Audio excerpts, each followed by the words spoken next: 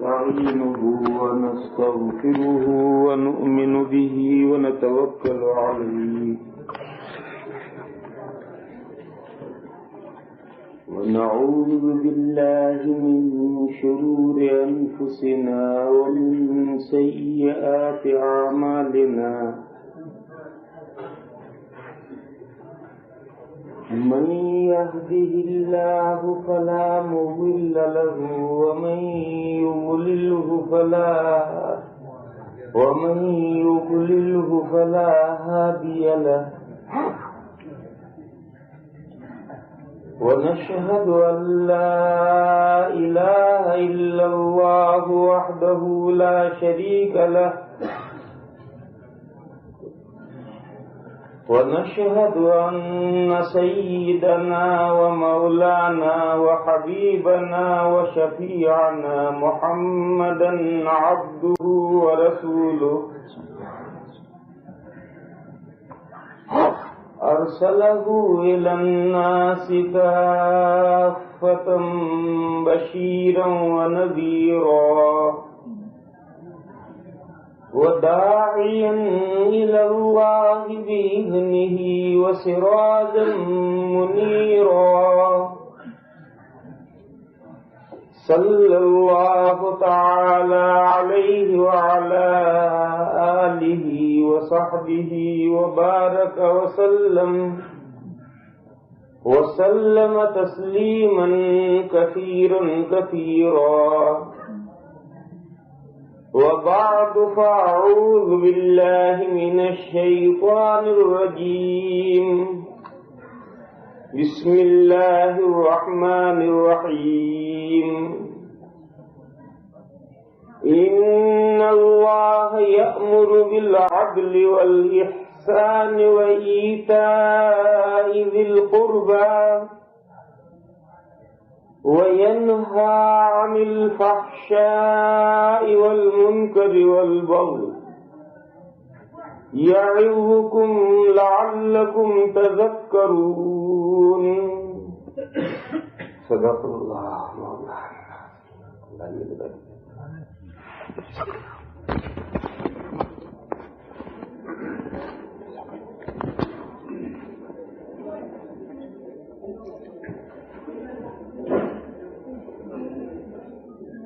بزرگوں اور بھائیوں،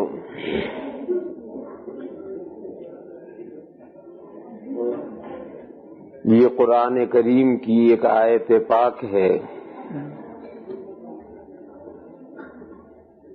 جہاں سے ہمارے قاری صاحبان نے، حفاظ کرام نے آج نماز شروع کی تھی۔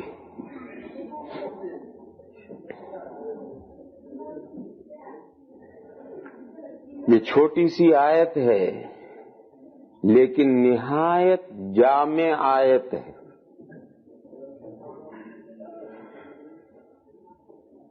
شریعت کا پورا نچوڑ اس آیت کریمہ میں لے لیا گیا ہے، اور اسی وجہ سے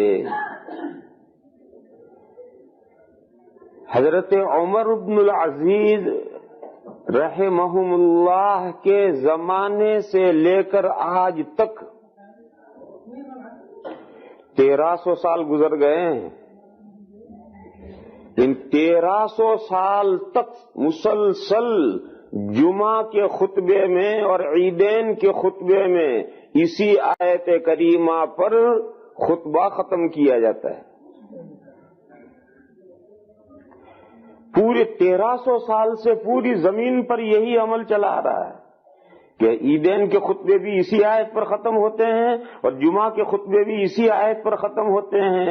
اس سے آپ اس آیت کریمہ کی اہمیت سمجھ سکتے ہیں۔ کوئی تو وجہ ہے کہ آخر اس آیت کریمہ کو کیوں چوز کیا گیا ہے۔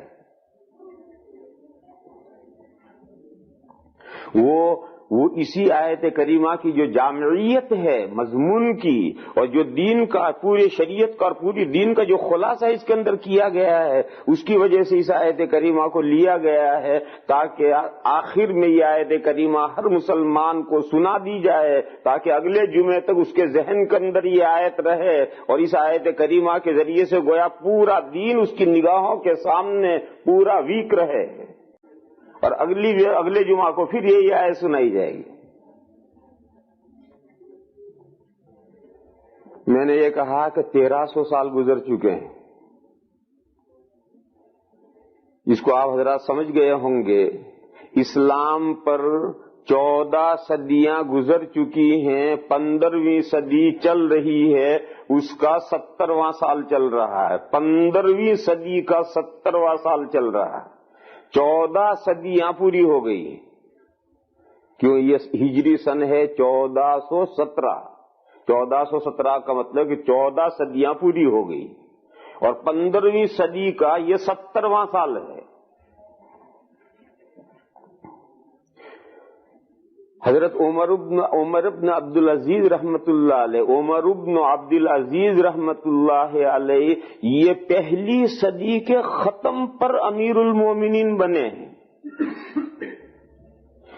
سن 99 ہجری میں امیر المومنین بنے ہیں، 99 ہجری کا تھوڑا سا باقی رہ گیا تھا، پھر 100 ہجری پورا انہوں نے حکومت کی ہے، امیر المومنین رہے ہیں، اور 101 ہجری میں حضرت کی وفات ہو گئی۔ پورے 2 سال حضرت نے حکومت نہیں کی، 2 سال میں بھی کچھ کم حضرت کی حکومت رہی، تو پہلی سینچری تو ختم ہو گئی، پہلی صدی تو ختم ہو گئی، تو 14 صدیوں میں سے 100 سال نکال دو تو 13 صدیاں ہوئی۔ تو حضرت عمر ابن عبد العزیز رحمت اللہ علیہ نے جمعہ کے خطبے میں یہ آیت کریمہ داخل کی ہے اور شروع کی ہے، اور اس وقت سے لے کر ساری زمین پر تمام مسلمان ان 1300 سال سے خطبوں کے آخر میں جمعہ کا دوسرا خطبہ اور عیدین کا دوسرے خطبے اسی آیت پر پورا کرتے ہیں۔ یہ میں نے کہا تھا کہ 1300 سال گزر گئے ہیں، پہلی صدی کے ختم پر حضرت عمر ابن عبد العزیز رحمت اللہ علیہ ہوئے ہیں۔ یہ آپ حضرات کے علم میں بات ہوگی ہی کہ خلفائے راشدین 4 ہیں۔ اس کا مطلب کیا ہے؟ اس کا مطلب یہ نہیں ہے کہ خلفائے راشدین 4 ہی ہیں، ہی نہیں، خلفائے راشدین 4 ہیں، بس 4 ہی ہیں، 4 ہی ہیں نہیں، خلفائے راشدین 4 سے بھی زیادہ ہیں۔ سمجھو اس مضمون کو اچھی طریقے سے، خلفائے راشدین 4 ہی نہیں ہیں، وہ 4 سے بھی زیادہ ہیں۔ اور یہ جو مشہور ہے اور کہا جاتا ہے کہ خلفائے راشدین 4 ہیں، اس کا مطلب یہ ہے کہ حضور اکرم صلی اللہ تعالی علیہ وسلم کی دنیا سے تشریف بری کے بعد مسلسل یہ 4 حضرات آئے ہیں، اور تقریباً امت کا اس پر اتفاق ہے۔ ان 2 اعتبار سے یہ 4 خلفائے راشدین کہلاتے ہیں، ورنہ 5ویں خلیفہ راشد ہیں حضرت حسن رضی اللہ تعالی عنہ، حضرت حسن صاحبزادے حضرت علی کرم اللہ تعالی وجہہ کے صاحبزادے حضرت حسن رضی اللہ تعالی عنہ یہ 5ویں خلیفہ ہیں، اور انہوں نے 6 مہینے حکومت کی ہے، پھر 6 مہینے کے بعد وہ ریزائن ہو گئے اور انہوں نے استعفیٰ دے دیا حضرت معاویہ رضی اللہ تعالی عنہ کے حق میں۔ تو 5ویں تو متصل ہیں، لیکن ان کی خلافت چونکہ بہت مختصر عارضی رہی تھی، ابھی استقرار نہیں ہوا تھا، اسٹیبلش نہیں ہوئی تھی، جماؤ نہیں ہوا تھا، اس لیے اسے عام طور پر گنتے نہیں، یہ 4 خلیفہ کہتے ہیں، ورنہ 5ویں خلیفہ تو حضرت حسن متصل ہیں۔ اور ایک حدیث شریف میں حضور اکرم صلی اللہ تعالی علیہ وسلم نے اس کی پیشین گوئی فرمائی ہے کہ الخلافت بعدی 30 سنتن، حضور نے فرمایا کہ میرے بعد خلافت 30 سال تک رہے گی۔ یہ 30 سال پورے ہوتے ہیں حضرت حسن رضی اللہ تعالیٰ عنہ نے جو استعفیٰ دیا اور وہ خلافت سے دستبردار ہوئے ہیں، وہاں جا کر 30 سال پورے ہوتے ہیں۔ حضرت علی کرم اللہ تعالی وجہہ جو شہید ہوئے ہیں اس وقت 30 سال پورے نہیں ہوئے تھے، 29 سال اور 6 مہینے ہوئے تھے۔ پھر حضرت حسن خلیفہ بنے اور 6 مہینے تک انہوں نے خلافت کی اور پھر ریزائن کر دی۔ تو 30 سال جو حدیث میں حضور نے فرمایا تھا کہ میرے بعد خلافت 30 سال رہے گی، وہ 30 سال حضرت حسن رضی اللہ تعالیٰ عنہ کے زمانے پر جا کر پورے ہوتے ہیں۔ لہذا حضرت حسن رضی اللہ تعالیٰ عنہ کا شمار خلفائے راشدین میں تو اس حدیث شریف کی روح سے ہے، پکی بات ہے، یقینی بات ہے۔ لیکن یہ جو امت میں مشہور ہے کہ خلفائے راشدین 4، تو وہ 4 اس اعتبار سے کہلاتے ہیں کہ وہ چاروں حضور کے بعد مسلسل متصل آئے ہیں اور وہ ان کی حکومتیں جمی ہوئی حکومتیں رہی ہیں، لمبے اچھے وقت تک رہی ہیں، اس اعتبار سے 4 کہتے ہیں، حضرت حسن کو نہیں گنتے۔ پھر 30 سال حضور کے بعد میں خلافت رہے گی، پھر قیامت تک پھر خلافت نہیں لوٹے گی، نہیں، وقتاً فوقتاً خلافتیں وجود میں آتی رہیں گی، وقتاً فوقتاً خلافتیں وجود میں آتی رہیں گی، اور زیادہ تر ملوکیت یعنی کنگڈم، حکومت شاہی چلے گی، زیادہ تر شاہی چلے گی، اور گاہے ماہے کبھی کبھی خلافتیں وجود میں آتی رہیں گی۔ چنانچہ پہلی صدی حضرت حسن کا زمانہ ختم ہو گیا تو خلافت ختم، اس کے بعد پھر ملوکیت شروع ہوئی، ہوتی رہی، چلتی رہی۔ حضرت معاویہ رضی اللہ تعالیٰ عنہ آئے، پھر ان کے لڑکے یزید آئے، پھر اس کے بعد آئے، پھر حضرت معاویہ کی اولاد ختم ہوئی تو مروان ابن الحکم آئے اور مروان ابن الحکم کی اولاد شروع ہوئی۔ مروان ابن الحکم کی اولاد میں مروان ابن الحکم خلیفہ بنا، جب وہ نہیں رہا تو اس کے بعد اس کے 4 لڑکے یکے بعد دیگرے خلیفہ بنے۔ سب سے بڑا لڑکا ہے عبد الملک ابن مروان، وہ خلیفہ بنا۔ پھر اس کے بعد میں ولید ابن مروان خلیفہ بنا۔ پھر اس کے بعد سلیمان ابن مروان کا نمبر آیا۔ ولید اور سلیمان کے بیچ میں حضرت عمر ابن عبدالعزیز رحمت اللہ علیہ جو اسی مروان کے خاندان ہی کے تھے، ان کو موقع مل گیا، وہ خلیفہ بنائے گئے بیچ میں۔ تو مروان کے جو 4 لڑکے بادشاہ ہیں، ان 4 لڑکوں کے بیچ میں 2 ادھر اور 2 ادھر، اور بیچ میں عمر ابن عبدالعزیز آئے ہیں، اور پوری امت نے تسلیم کیا ہے کہ حضرت عمر ابن عبدالعزیز خلیفہ راشد تھے، وہ بادشاہ نہیں تھے، وہ کنگ نہیں تھے، وہ خلیفہ راشد تھے۔ تو گویا 100 سال پر جا کر حضرت حسن پر خلافت بن ہوئی، پھر 100 سال پر جا کر خلیفہ آئے۔ اسی طریقے سے پھر قیامت تک وقتاً فوقتاً خلفائے راشدین پیدا ہوتے رہیں گے۔ یہ مطلب خلفائے راشدین کا نہیں ہے کہ بس وہ 4 ہی خلیفائے راشد ہیں، ایسا نہیں۔ خلیفہ راشد کسے کہتے ہیں اسے سمجھ لو تو یہ مضمون سمجھ میں آئے۔ یہ مضمون سمجھ میں کب آئے گا؟ جبکہ آپ خلافت راشدہ کا مطلب سمجھیں گے تب یہ مضمون سمجھ میں آئے گا۔ خلافت کے معنی تو آپ حضرات جانتے ہیں، نیابت۔ خلیفہ کون کہلاتا ہے؟ ڈپیوٹی، نائب۔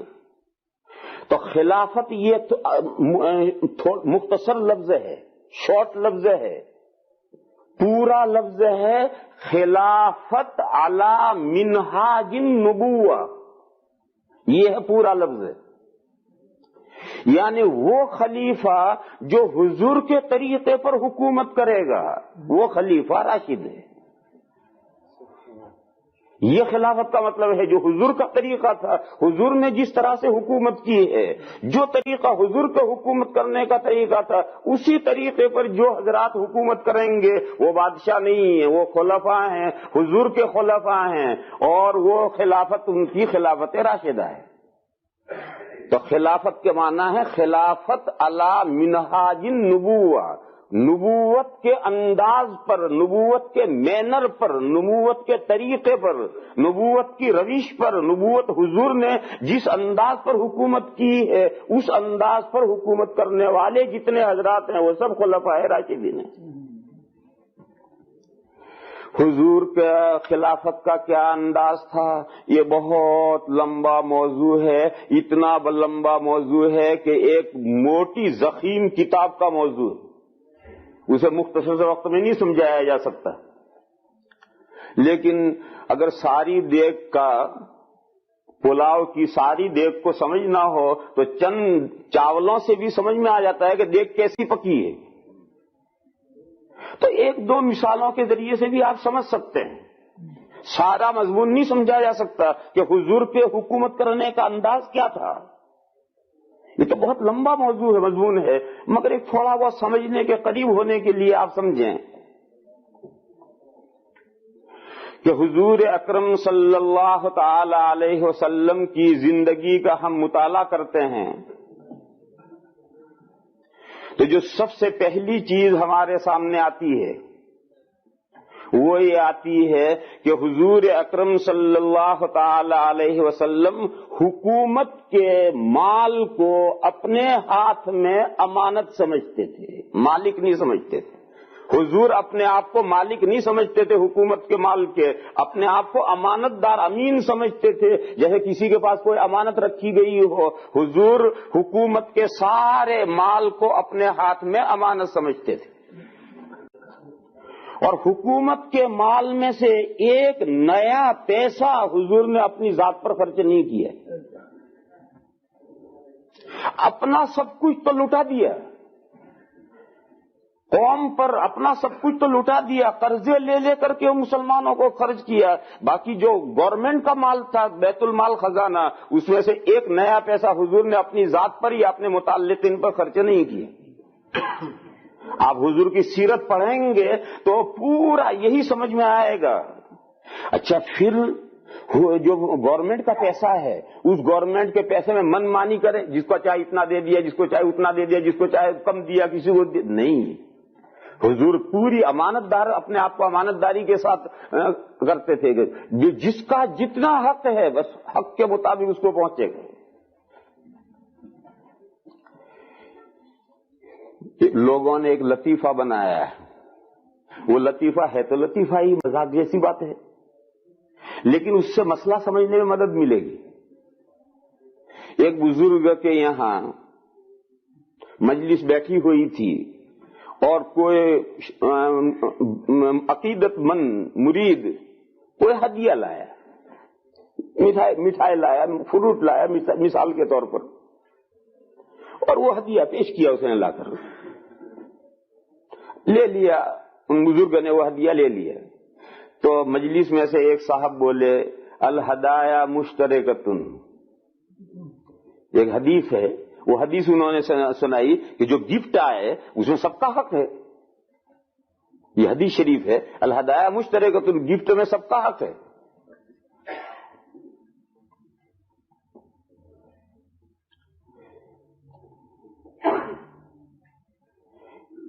یہ مضمون یہاں روک دو، پھر یہ حدیث سنائی تو پھر کہیں حدیث غلط نہ سمجھ جاؤ تم، یہ پہلے اب حدیث سمجھا دوں۔ پہلے ایک بزرگ کے یہاں، دوسرے بزرگ کا قصہ سناتا ہوں۔ ایک بزرگ کے یہاں ہدیہ آیا، مجلس میں بیٹھے کر ہدیہ آیا تو ایک مجلس میں سے ایک نے یہ کہا کہ الہدایا مشترکتن، ہدیہ مشترک ہوتا ہے، سب کا حصہ ہوتا ہے اس میں، تو انہوں نے سارا ہی اسے دے دیا، لے ہم شرک کو پسند نہیں کرتے، انہوں نے سارا ہی اسے دے دیا اور یہ کہا کہ ہم شرک کو پسند نہیں کرتے۔ یہ قصہ تو اسے محفوظ رکھو۔ ایک دوسرا قصہ ہے حضرت امام ابو یوسف علیہ الرحمہ جو امام اعظم کے شاگرد ہیں، امام ابو یوسف، ان کی مجلس ایک مرتبہ ہو رہی تھی اور کسی نے کوئی ہدیہ پیش کیا، تو مجلس میں سے ایک نے کہا الہدایا مشترکۃ، تو حضرت نے خادم سے کہا میرے گھر پہنچا دے، فرمایا جا میرے گھر پہنچا دے، اور لوگوں سے کہا یہ وہ ہدیہ نہیں جو مشترک ہوتا ہے، نہیں دیا، کسی کو مجلس میں سے نہیں دیا، اور خادم سے کہا میرے گھر پہنچا دے۔ تو دیکھو ایک قصہ وہ بھی ہے، انہوں نے بانٹا نہیں، سارا اسے دے دیا اور یہ کہا کہ نہیں ہم شرک نہیں پسند کرتے تو سارا ہی لے لے، اور امام ابو یوسف نے کسی کو نہیں دیا، گھر بھیج دیا۔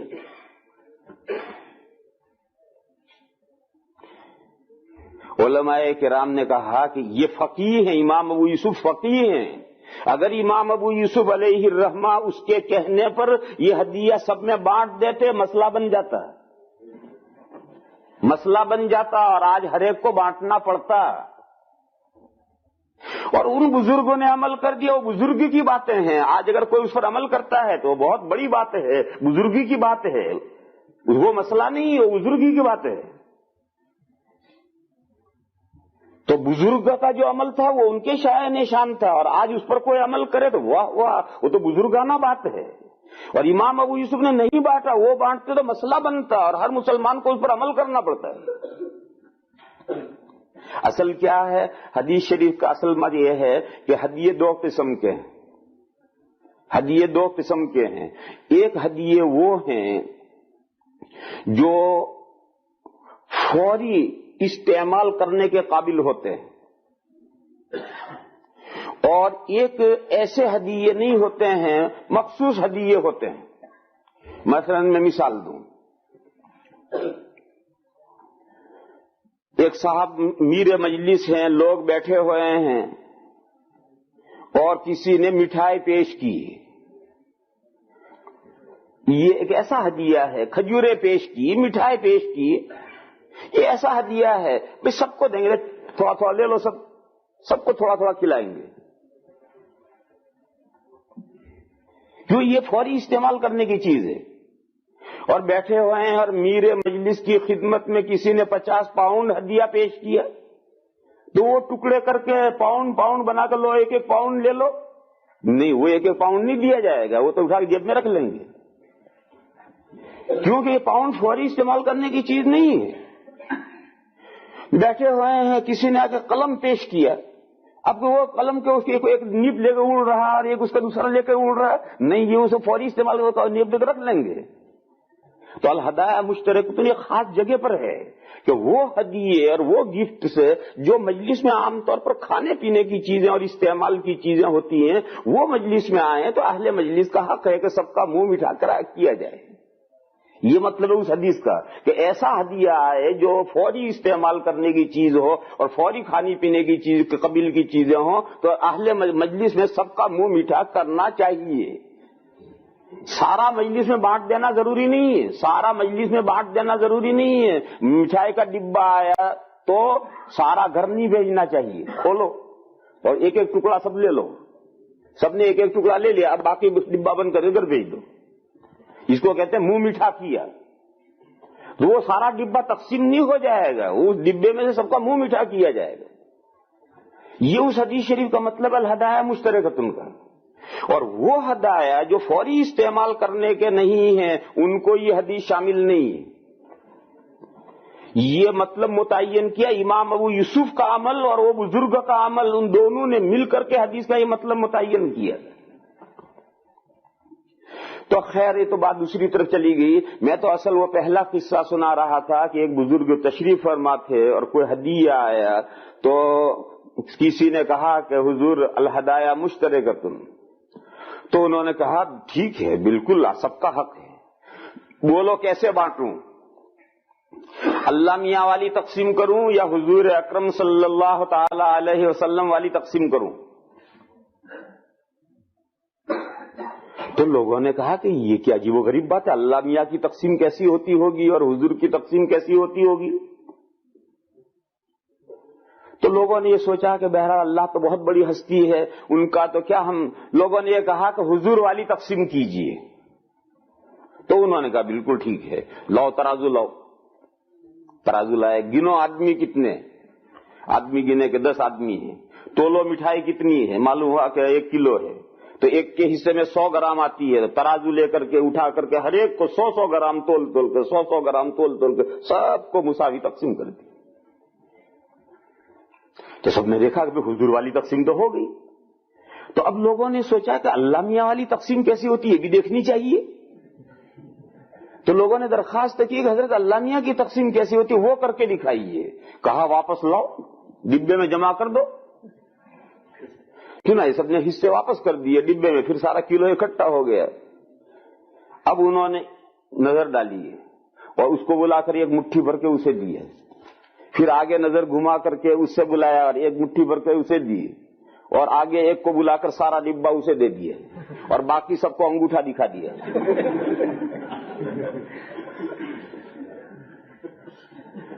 تو لوگوں نے کہا یہ کیا؟ تو انہوں نے کہا اللہ میاں کی تقسیم تو ایسی ہی ہے، کوئی ملینر ہے، کوئی فٹ پاتھ پر سو رہا ہے، تو وہ مالک ہے، وہ جس کو جو چاہے دے دے، کسی کو کم دے کسی کو زیادہ دے۔ تم دنیا میں دیکھتے نہیں ہو کہ کسی کا کوئی کھانے والا نہیں ہے اور اس کے پیسوں کا حساب نہیں ہے، اور پیچھے کسی کے پیچھے پورا لاؤ لشکر لگا ہوا ہے اور پیٹ بھر کے روٹی نہیں مل رہی۔ تو اللہ میاں کی تقسیم تو ایسی ہی ہوتی ہے۔ تو یہ تو لطیفہ ہے، قصہ ہے، مگر اس قصے میں جو سمجھنے کی بات ہے وہ یہ ہے کہ حضور کی تقسیم کیسی، کانٹے کے تول۔ تو حضور اکرم صلی اللہ تعالی علیہ وسلم گورنمنٹ کے مال کو اپنی ذات پر تو حضور نے کبھی خرچ نہیں کیا، اور گورنمنٹ کا مال لوگوں کے درمیان میں جو تقسیم کیا وہ بھی کانٹے کے تول تقسیم کیا۔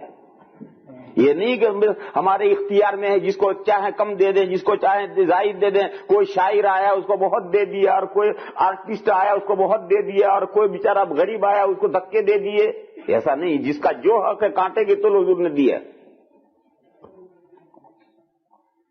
اب آپ اس پیمانے کو لے کر آگے بڑھیے۔ صدیق اکبر رضی اللہ تعالی عنہ، صدیق اکبر رضی اللہ تعالیٰ عنہ کی زندگی آپ کے سامنے ہے۔ جب صدیق اکبر رضی اللہ تعالیٰ عنہ خلیفہ بنائے گئے، حضور کی وفات ہو گئی، حضرت صدیق اکبر خلیفہ بنائے گئے، چند دنوں تک تو بہت غم کا دور رہا۔ پھر اس کے بعد میں جب حالات ذرا ٹھہرے اور کام شروع ہوا، تو ایک دن حضرت ابو بکر صدیق رضی اللہ تعالیٰ عنہ جو امیر المومنین ہیں، وہ سر پر کپڑوں کا گٹھڑ اٹھا کر کے مارکیٹ جا رہے ہیں۔ اس زمانے میں مارکیٹ ویسا نہیں لگتا تھا جیسا آج کل ہوتا ہے، ایسا یہ طریقہ اس زمانے میں نہیں تھا کہ ایک مستقل بازار ہے اور وہاں دکانیں ہیں اور اسی میں سامان ہے اور وہیں رہتا ہے، اور شام کو بند کر کے چابی لے کر گھر آ جاؤ، صبح جا کر دکان کھول دو۔ یہ طریقہ اس زمانے میں نہیں تھا۔ اس زمانے میں مارکیٹ کا طریقہ ویسا تھا جیسا پینٹیں لگتی ہیں اپنے ہندوستان پاکستان میں۔ ہفتے میں ایک دن کسی جگہ پینٹ لگتی ہے تو سب تاجر اپنا مال اٹھا کر لائیں گے، میدان میں بچھا کر ساری دکان لگا دیں گے، دن بھر کاروبار کریں گے اور شام کو اٹھا کر سامان لے کر چلے جائیں گے۔ یہ طریقہ حضور کے زمانے میں مارکیٹ لگنے کا تھا۔ کوئی دکانیں نہیں تھی، ایک میدان ہوتا تھا، اسی میدان میں جہاں عید کی نماز حضور پڑھتے تھے اسی عید کے میدان میں مارکیٹ لگتا تھا روزانہ، اور لوگ اپنا اپنا سامان لے کر کے آ کر کے اپنی اپنے ٹھیوں پر دکانیں کھول دیتے تھے، بچھا دیتے تھے، دن بھر کاروبار، شام کو سامان اٹھا کر چلے گئے۔ تو حضرت ابو بکر صدیق رضی اللہ تعالی عنہ خلیفہ بننے سے پہلے کپڑے کے تاجر تھے، مرچنٹ تھے، کپڑے کا کاروبار تھا، کپڑا بیچتے تھے حضرت۔ تو وہی گھر سے اٹھا کر کے بازار میں جا کر کپڑا پھیلا کر دکان لگا دی، دن بھر کاروبار کریں گے، شام کو لپیٹ کر کپڑا لے کر آ گئے۔ یہی طریقہ اس زمانے میں مارکیٹ کا تھا۔ تو حضرت صدیق اکبر رضی اللہ تعالی عنہ کپڑا کا گٹھڑ اٹھا کر جا رہے ہیں، راستے میں دو صحابی ملے، حضرت عمر فاروق رضی اللہ عنہ اور حضرت ابو عبیدہ بن الجراح رضی اللہ تعالی عنہ، یہ دو صحابی ملے۔ حضرت عمر نے پوچھا حضرت کہاں جا رہے؟ تو ابو بکر صدیق رضی اللہ تعالیٰ عنہ نے کہا بھئی دکان کھولوں گا، مارکیٹ میں جا کر دکان لگاؤں گا۔ تو حضرت عمر نے کہا جناب آپ دکان لگائیں گے تو یہ حکومت کون چلائے گا؟ اور یہ ملت کا لگام جو آپ نے سنبھالی ہے، خلافت آپ کو خلیفہ بنایا گیا ہے، تو یہ حکومت مسلمانوں کی نظام کیسے چلے گا؟ آپ دکان لے کر بیٹھیں گے تو حضرت ابو بکر کہنے لگے عمر پھر میرے بچے کیا کھائیں گے؟ دیکھو ان سے بڑا کوئی توکل نہیں کر سکتا ہے، اللہ کے رسول کے بعد نمبر 2 متوکل حضرت صدیق اکبر ہیں۔ انہوں نے یہ جملہ کہا کہ عمر تم کیا کہہ رہے ہو، اگر میں دکان نہیں کروں میرے بچے کیا کھائیں گے؟ حضرت عمر نے یہ کہا کہ اس مسئلے کو ہم سوچیں گے کہ آپ کے بچے کیا کھائیں گے، اس مسئلے کو ہم سوچیں گے، باقی اب آپ دکان نہیں کریں گے، آپ دکان پر بیٹھیں گے تو یہ ملت کی جو ذمہ داری آپ کو سونپی گئی ہے ذمہ داری کیسے پوری ہوگی؟ واپس لوٹیے، اب آپ کی دکان نہیں کھولیں گے آپ، رہا ہے کہ آپ کے بچے کیا کھائیں گے یہ ہم سوچیں گے۔ صدیق اکبر گھر واپس آئے، گھر لا کر کپڑوں گٹھا رکھ دیا، اور ان دونوں صحابی بہت بڑے 2 صحابی حضرت فاروق اعظم عمر فاروق رضی اللہ تعالیٰ عنہ کو تو آپ جانتے ہی ہیں، اور حضرت ابو عبیدہ بن الجراح یہ امین هذه الامت، حضور نے ان کو یہ خطاب دیا ہے کہ اس امت کے وہ امین ہیں، اور حضرت فاروق اعظم رضی اللہ تعالی عنہ کے زمانے میں جتنی جنگیں ہوئی ہیں ان تمام کے بچے کیا کھائیں گے؟ یہ مسئلہ مشورے میں آیا ہے، مشورے میں صحابہ نے یہ طے کیا کہ ان کو حکومت سے تنخواہ دینی چاہیے تاکہ ان کے بچوں کا گزارا چلے، اور صحابہ نے طے کر دیا کہ حکومت سے ان کو تنخواہ ملے گی۔ صدیق اکبر رضی اللہ تعالیٰ عنہ سے پوچھا گیا کہ آپ کا کتنا خرچ ہے گھر کا؟ تو انہوں نے اپنے گھر کا خرچ بتایا، اپنی فیملی کا بہت تنگی کے ساتھ جو خرچ ہو سکتا ہے، گھر چل سکتا ہے وہ بتایا، اور ان تمام صحابہ نے اتنی تنخواہ ان کی مقرر کر دی۔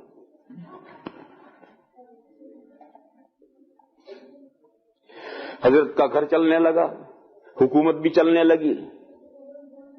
اچھا، تو اتنی تنگی سے انہوں نے فہرست دی تھی اپنے خرچے کی کہ جو تنخواہ آتی ہے تو بڑی تنگی سے گھر کے اندر گزارا مہینہ پورا ہوتا ہے۔ بیوی صاحبہ نے ایک مرتبہ حضرت سے کہا کہ بچے کئی دن سے مطالبہ کر رہے ہیں میٹھے کا کہ کوئی میٹھا آئٹم پکنا چاہیے، تو صدیق اکبر نے کہا میری تنخواہ میں گنجائش میٹھے کی نہیں۔ اچھا، عورتیں جو سلیقہ مند ہوتی ہیں، بڑی سلیقہ مند جو ہوتی عورتیں، تو بیوی صاحبہ نے تھوڑا تھوڑا 5 پیسے 10 پیسے پس انداز کرنے شروع کیے، بچانے شروع کیے، اور جو سلیقہ مند ہے مٹھی مٹھی آٹا بچائیں گی تو ہفتے 15 دن میں 1 دن کا خرچ نکال لیں گی، تو تھوڑا تھوڑا پس انداز کرنا شروع کیا، اور 10-15 روز کے بعد میں ایک دن کھانے پر جب آئے تو اب کھانے پر جو کھانا آیا تو اس میں میٹھا آئٹم بھی آیا، تو حضرت نے پوچھا کہ بھئی یہ مٹھائی کہاں سے آئی؟ تو بیوی صاحبہ نے بتلائی کہ ہم نے خرچے میں سے گھٹانا شروع کیا تھا، روزانہ 10 پیسے گھٹاتے گئے، آج اتنی رقم ہو گئی تھی کہ ہم نے یہ میٹھا آئٹم بنا لیا۔ اچھا، اسی وقت انہوں نے قلم دواد اٹھایا اور پرچہ لکھا بیت المال کو کہ میری تنخواہ میں سے اتنے پیسے کم کر دیے۔ آج پتا چلا کہ یہ 10 پیسے اگر کم ہوں گے تو میرا گھر کا خرچ چل سکتا ہے، اسی وقت بیت المال کو پرچہ لکھا ہے کہ آج سے میری تنخواہ میں سے 10 پیسے کم کر دیے۔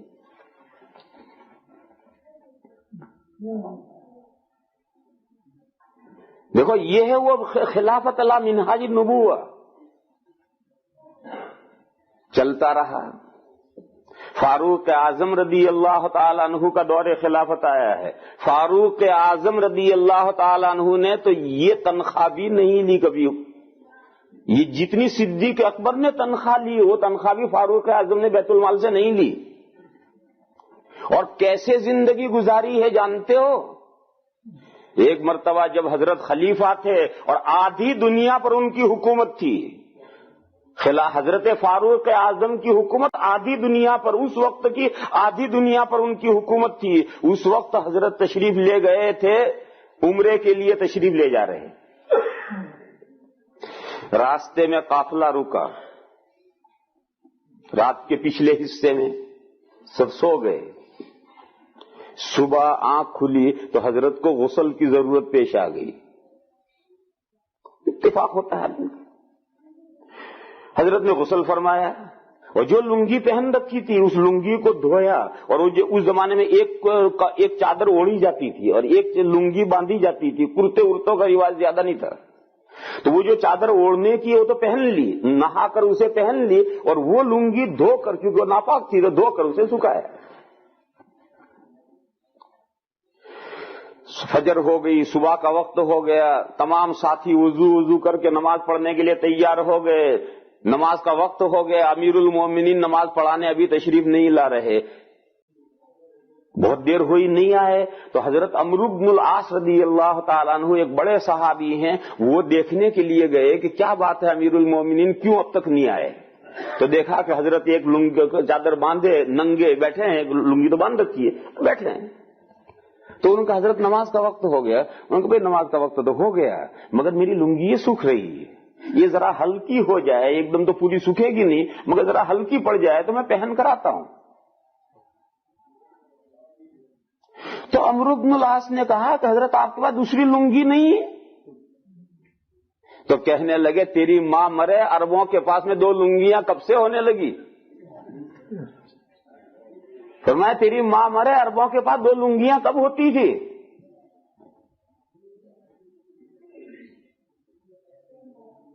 تو انہوں نے یہ کہا کہ حضرت میرے پاس ایکسٹرا ہے، میں لاتا ہوں، اسے پہن لیں. اور وہ جلدی دوڑے گئے، اپنے سامان میں سے جو زائد لنگی تھی وہ لا کر حضرت کو دی.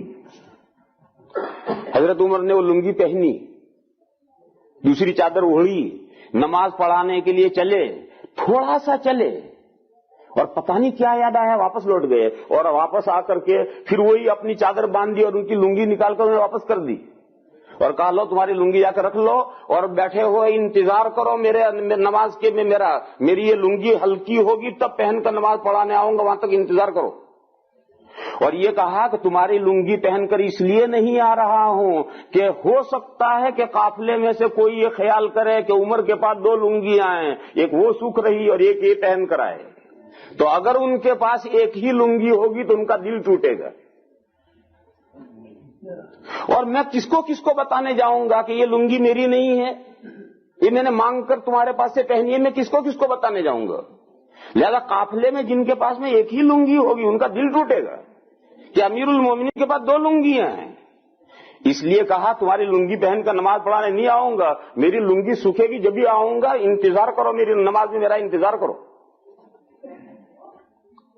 یہ اس زمانے کا جو وہ آدھی دنیا کے بادشاہ تھے اس زمانے کا یہ قصہ ہے. اسی دور خلافت کا حضرت فاروق اعظم کا واقعہ ہے. ایک راوی کہتے ہیں کہ میں نے بیت اللہ شریف کا طواف کرتے ہوئے حضرت فاروق اعظم کے کرتے میں 16 پیون گنے ہیں. امیر المومنین ہیں، ساری دنیا کا بادشاہ ہے، اللہ کے گھر طواف کرنے کے لیے گیا ہے. اللہ کا حکم ہے خذوا زینتکم عند کل مسجد، مسجد میں آؤ شاندار کپڑے پہن کر آؤ. تو حضرت کے پاس جو کپڑے ہوں گے ان میں شاندار پہن کر تو گئے ہوں گے. ان شاندار کپڑوں کا حال یہ ہے کہ ایک کرتے کے اندر 16 پیون تھے.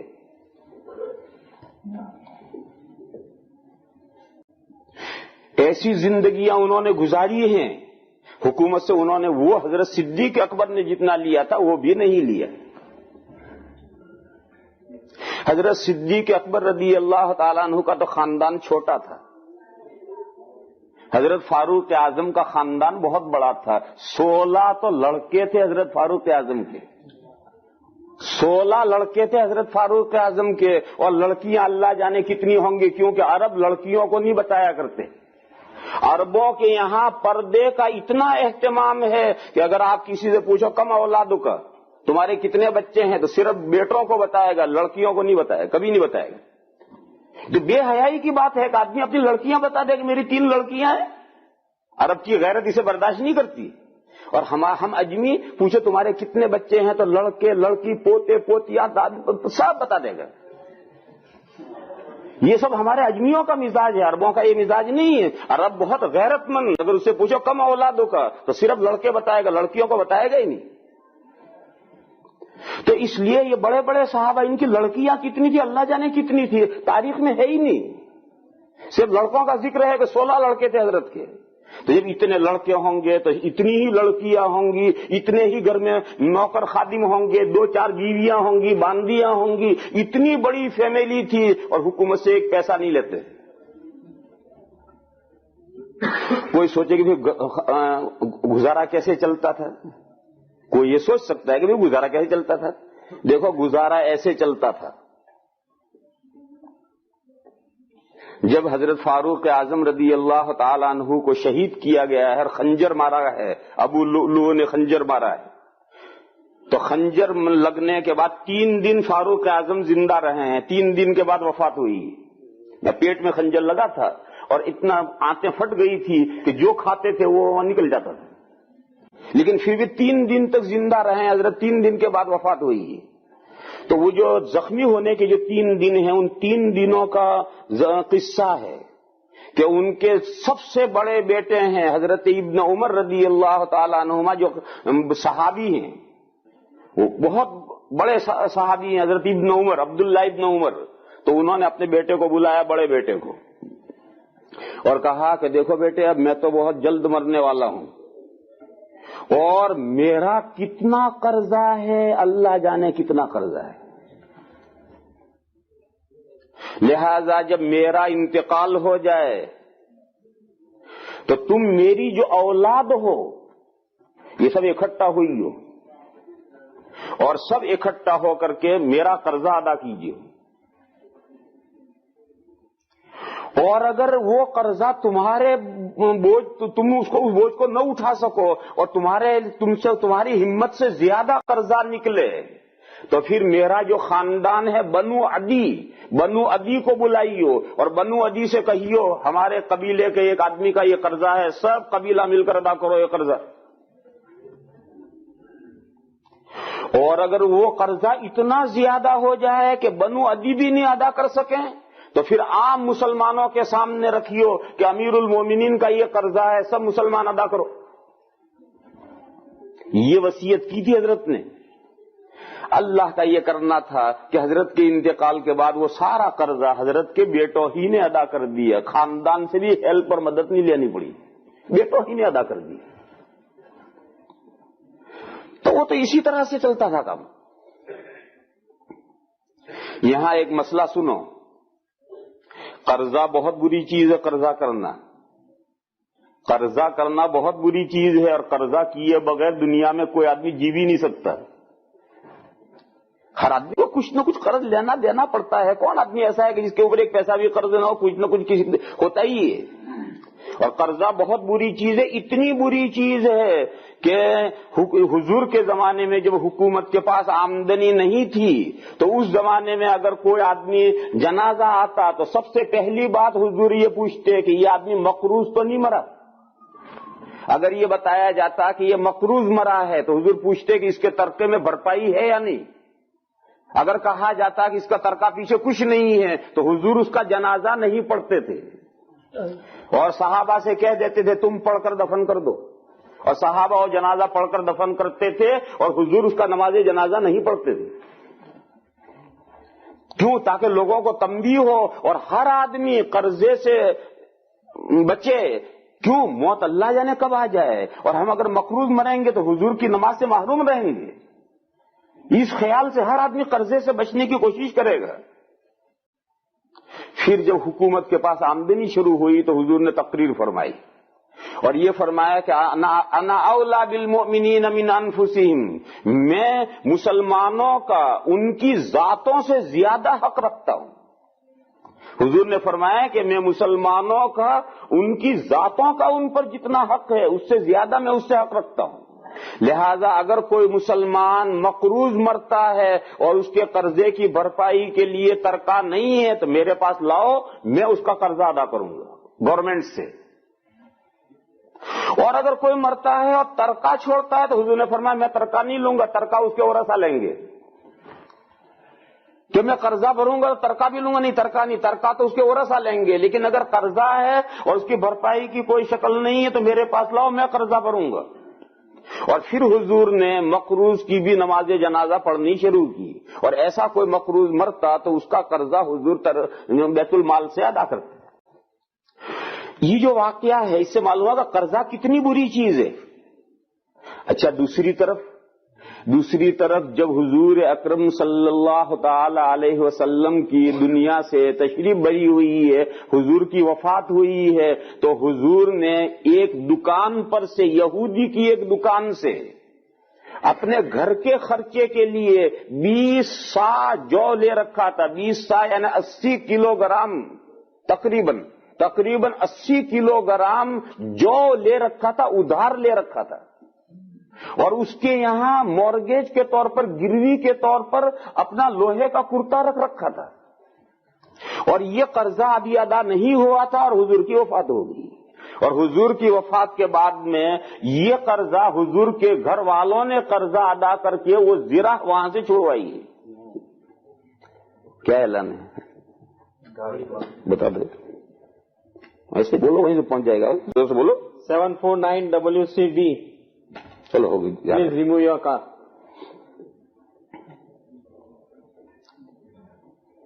تو ایک طرف تو قرضے کا اتنا برا، اور ایک طرف حضور کی وفات ہوئی، اس وقت حضور مقروض تھے۔ اور میں نے کہا کہ قرضہ بہت بری چیز ہے۔ حدیث شریف میں یہ ہے کہ ان نفس المؤمن معلق بدینہ، مسلمان کی روح اگر مقروض مرتا ہے تو قرضے میں پھنسی رہتی ہے۔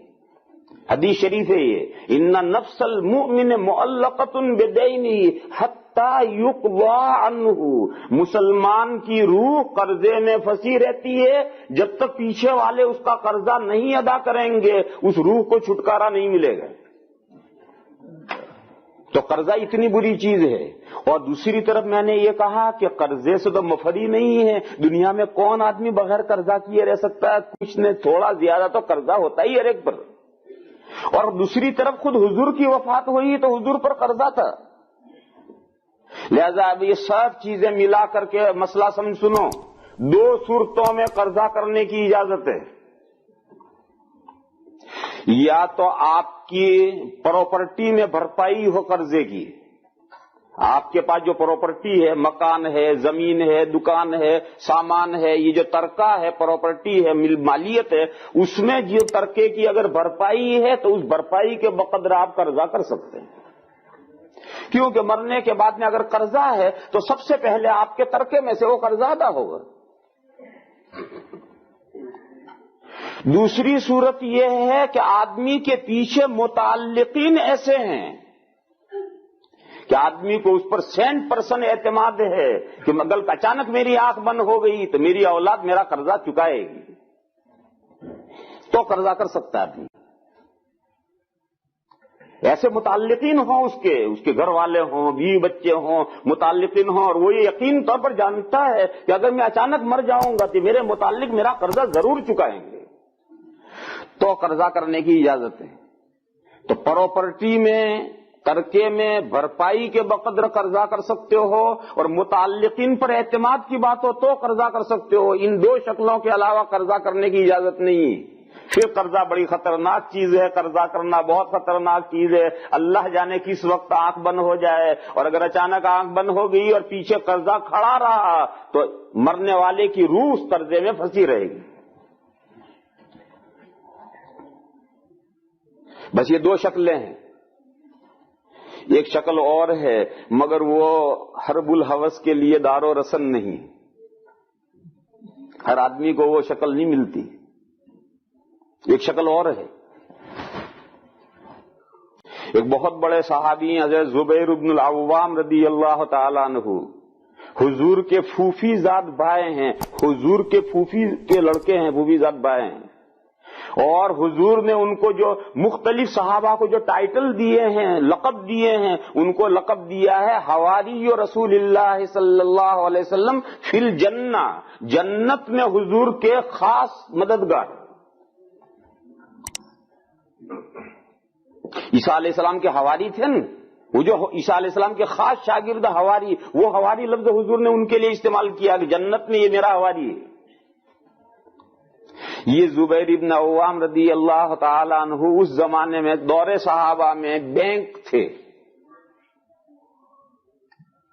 اس زمانے میں بینکیں تو تھی نہیں، تو لوگوں کے پاس میں جو حفاظت کے قابل مال زیور جو کچھ ہوتا تھا تو لوگ کہاں رکھیں؟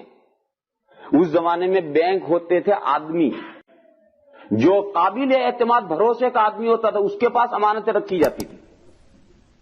یاد ہے آپ کو اسلام سے پہلے، یعنی حضور کو نبوت ملی اس سے پہلے مکہ مکرمہ میں مکہ والوں کی بینک حضور کی ذات تھی، اور سارے مکہ کے کفار اپنی قابل حفاظت چیزیں حضور کے پاس امانتیں لا کر رکھتے تھے۔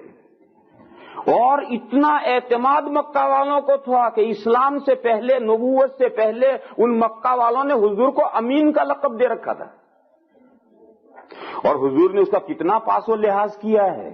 جب حضور نے ہجرت کی ہے تو حضور کے پاس وہ لوگوں کافروں کی امانتیں تھیں، وہ امانتیں حضور نے ان امانتوں کی واپسی کا سامان کیا کیا ہے؟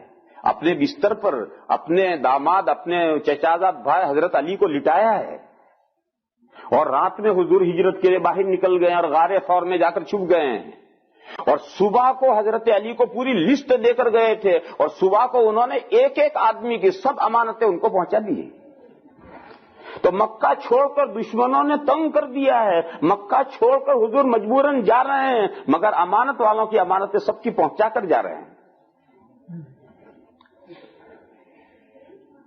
تو یہ واقعہ ہے، تو اس سے آپ سمجھیں کہ آج کل جو بینک ہوتے اس زمانے میں بینک نہیں تھے، اس زمانے میں ایسے جو قابل اعتماد لوگ ہوتے تھے وہ قابل اعتماد آدمی بینک ہوتے تھے، انہی کے پاس میں قابل حفاظت چیزیں رکھی جاتی تھی۔ زمانے کے طریقے مختلف ہوتے ہیں۔ تو دور صحابہ میں حضرت زبیر ابن عوام رضی اللہ تعالی عنہ بینک تھے، لوگ پیسے وغیرہ ان کے پاس قابل حفاظت چیزیں لا کے رکھتے تھے۔ تو جب لوگ ان کے پاس رکھنے کے لیے آتے تھے تو وہ ان سے یہ کہتے تھے کہ بھئی تو میرے پاس جو امانت رکھے گا تو بے نہیں وہی چیز مجھے حفاظت کرنی پڑے گی۔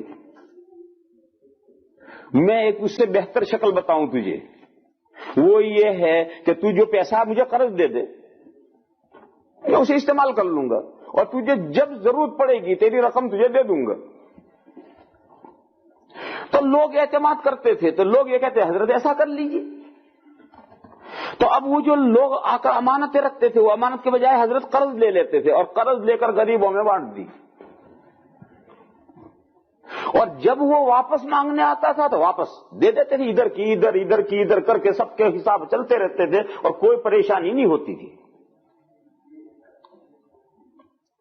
ہوتا رہا ان کی وفات کا وقت آیا، انہوں نے اپنے بیٹے عبداللہ ابن زبیر کو بلایا اور بلا کر کہا کہ بیٹے مجھ پر اتنے قرضے ہیں کہ میں بھی نہیں جانتا ہوں کتنے قرضے ہیں، اور کس کے ہیں یہ بھی نہیں معلوم، کیونکہ میں نے لوگوں سے قرضے لے رکھے ہیں اور سب غریبوں میں رقم بانٹ دی ہے۔ لہذا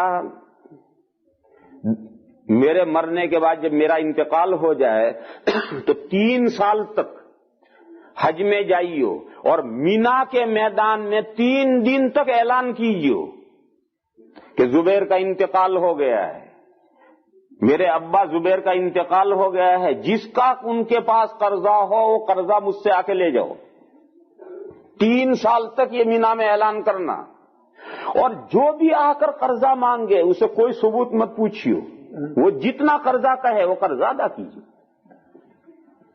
یہ نہ پوچھو کہ کس وقت دیا کتنا دیا، نہیں، وہ جتنا قرضہ بتاتا ہے وہ قرضہ ادا کیجیے، اور 3 سال تک یہ اعلان کیجیے۔ اور یہ کہا کہ دیکھو اگر کوئی قرض مانگنے والا آ جائے اور تمہارے پاس میں گنجائش قرض ادا کرنے کی نہ ہو تو 2 رکعت نفل نماز پڑھی ہو، اور 2 رکعت نفل نماز پڑھ کر کے دیکھو جو میں الفاظ بتا رہا ہوں انہی الفاظ میں دعا کرنا کہ یا اللہ، یہ دعا کرنا اے زبیر کے رب کا یہ لفظ بولنا، اے زبیر کے رب، باہر ایک قرض مانگنے والا بیٹھا ہے اور میرے پاس انتظام نہیں ہے، آپ اس کا انتظام کر دیجیے، میرا رب انتظام کر دے گا۔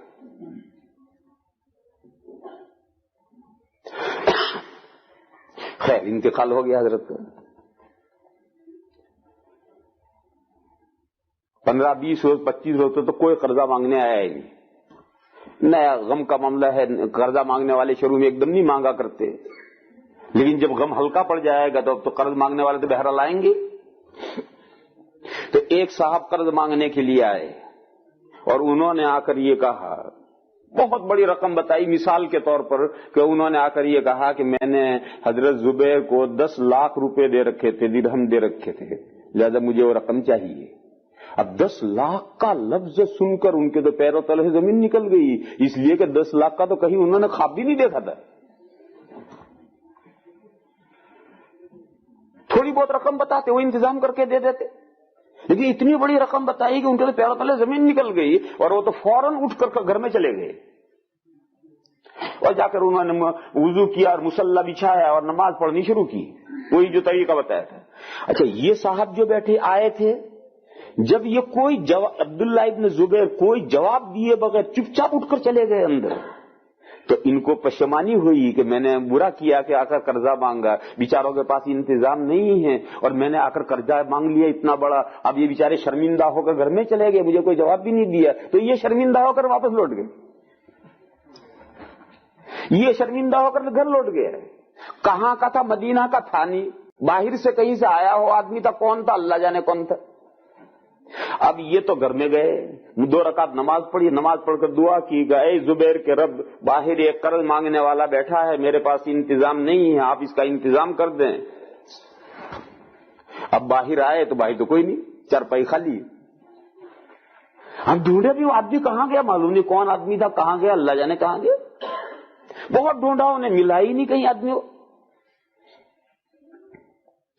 ابھی وہ اس آدمی کو ڈھونڈ ہی رہے تھے کہ راستے میں حضرت عثمان غنی رضی اللہ تعالی عنہ مل گئے، یا کوئی اور صحابی ملے۔ انہوں نے ان سے کہا کہ عبداللہ، تمہاری وہ مدینہ کے باہر جو فلاں پلاٹ ہے، زمین ہے مکان بنانے کی، وہ زمین بیچنی ہے؟ تو چونکہ یہ واقعہ پیش آ گیا تھا کہ یہ قرض مانگنے آیا ہے اور ایسا اور بھی کوئی آئے گا، تو اب یہ زمین بکنے کے لیے گاہک آیا ہے، تو انہوں نے سوچا کہ بہت اچھا موقع ہے، ان کا جی بیچنی ہے۔ تو انہوں نے کہا کہ دیکھو اگر وہ تمہیں زمین بیچنی ہے تو میں 50,000 روپے دوں گا، میری یہ بولی ہے، اور مجھے تم سوچ کر کل جواب دینا،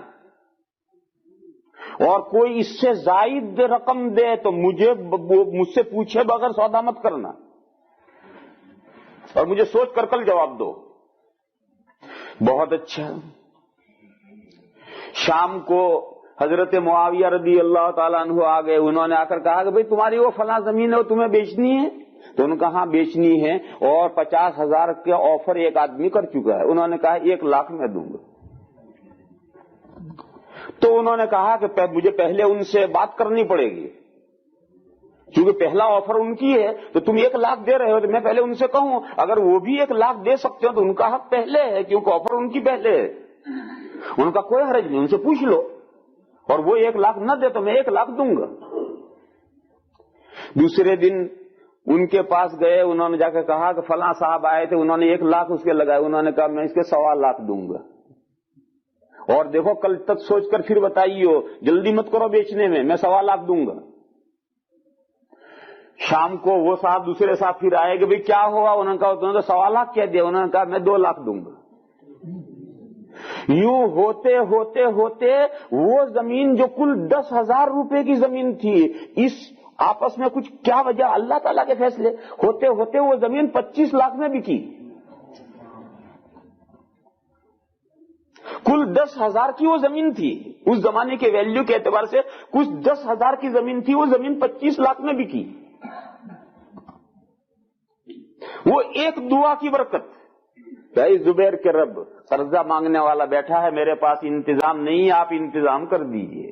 دیکھو زبیر کے رب نے انتظام کیا، 10,000 کی چیز 25 لاکھ میں بکوا دی.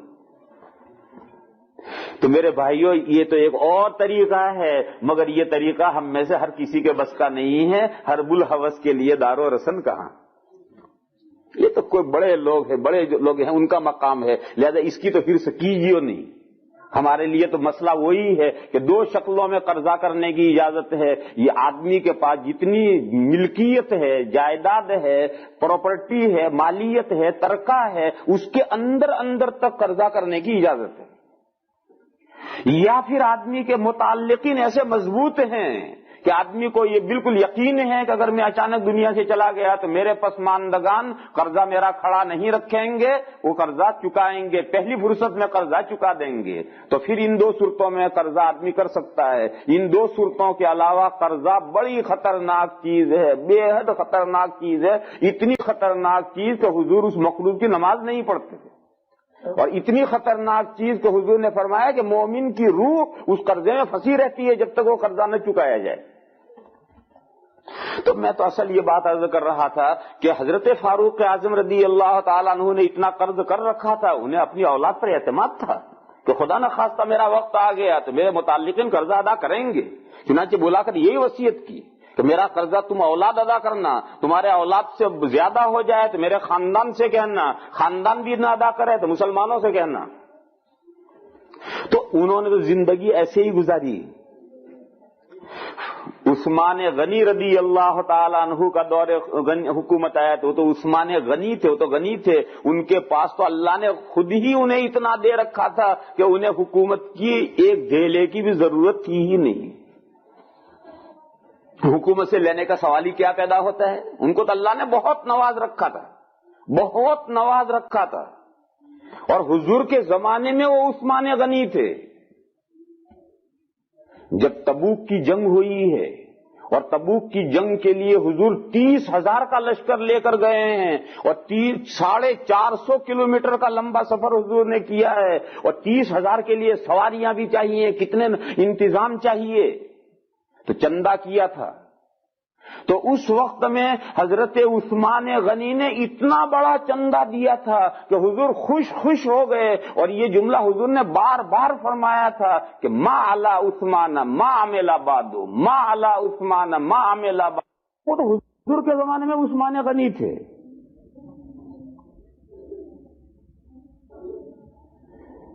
ان کے بعد حیدر کرار کا دور آتا ہے، حضرت علی کرم اللہ تعالی وجہہ کا دور آتا ہے.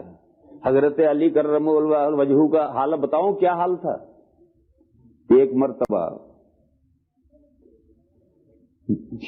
شروع میں جب حضرت خلیفہ بنے تو کچھ دوسرے شہر سے کوئی ایک وفد آیا مدینہ منورہ امیر المومنین سے ملنے کے لیے. تو مدینہ میں طریقہ یہ ہے کہ جو بھی مدینہ میں پہنچے گا، کسی کے یہاں آپ مہمان جائیں گے تو اپنے میزبان کے گھر نہیں جائیں گے، پہلے کوئی نہیں جائے گا. سب کا اصل طریقہ ہے کہ سیدھے مسجد نبوی پر پہنچیں گے، وہاں کار روکیں گے، اونٹ بٹھائیں گے، مسجد میں 2 رکعت نفل پڑھیں گے، حضور کے روزے پر سلام عرض کریں گے، پھر اپنے میزبان کے گھر جائیں گے. یہ طریقہ ہے. تو وقت آیا اور وہ سیدھا آ کر مسجد نبوی پر رکا اور مسجد نبی میں جا کر اس نے نماز پڑھی اور نماز پڑھ کر کے حضور کے روزے پر انہوں نے سلام عرض کیا اور سلام عرض کر کے پھر حضرت علی کا گھر ڈھونڈتے ڈھونڈتے گھر پہنچے. تو جب حضرت علی کے گھر پہنچے تو وہاں صاحبزادے حضرت حسن یا حضرت حسین تھے، وہ ملے. انہوں نے کہا ہمیں امیر المومنین سے ملنا ہے. تو صاحبزادے نے کہا کہ امیر المومنین مسجد نبوی میں ہیں. تو انہوں نے کہا مسجد نبوی میں کوئی نہیں ہے، ہم مسجد نبوی میں سے ہو کر ابھی آ رہے ہیں، سلام عرض کر کے آ رہے ہیں. مسجد نبوی میں سے تو کوئی نہیں، وہاں تو ایک صاحب بیٹھے ہوئے ہیں جو سوکھی روٹیاں پانی میں لگا لگا کر کھا رہے ہیں. حضرت حسن نے کہا وہی امیر المومنین ہے. حضرت حسن نے کہا وہی امیر المومنین ہے. सूखी रोटियां पानी में लगा लगा कर खा रहे थे। खैर फिर खलीफा बने। खलीफा बनने के बाद, बादशाह बनने के बाद तो माल की आमद शुरू होती है।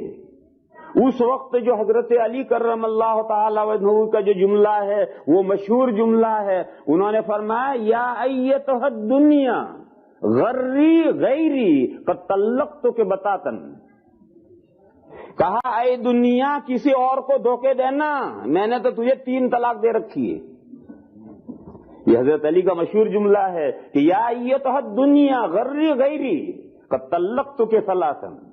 ऐ दुनिया किसी और को धोखे देना, सब्ज़ बाग किसी और को दिखाना, मैं तो तुझे 3 तलाक दे चुका हूं।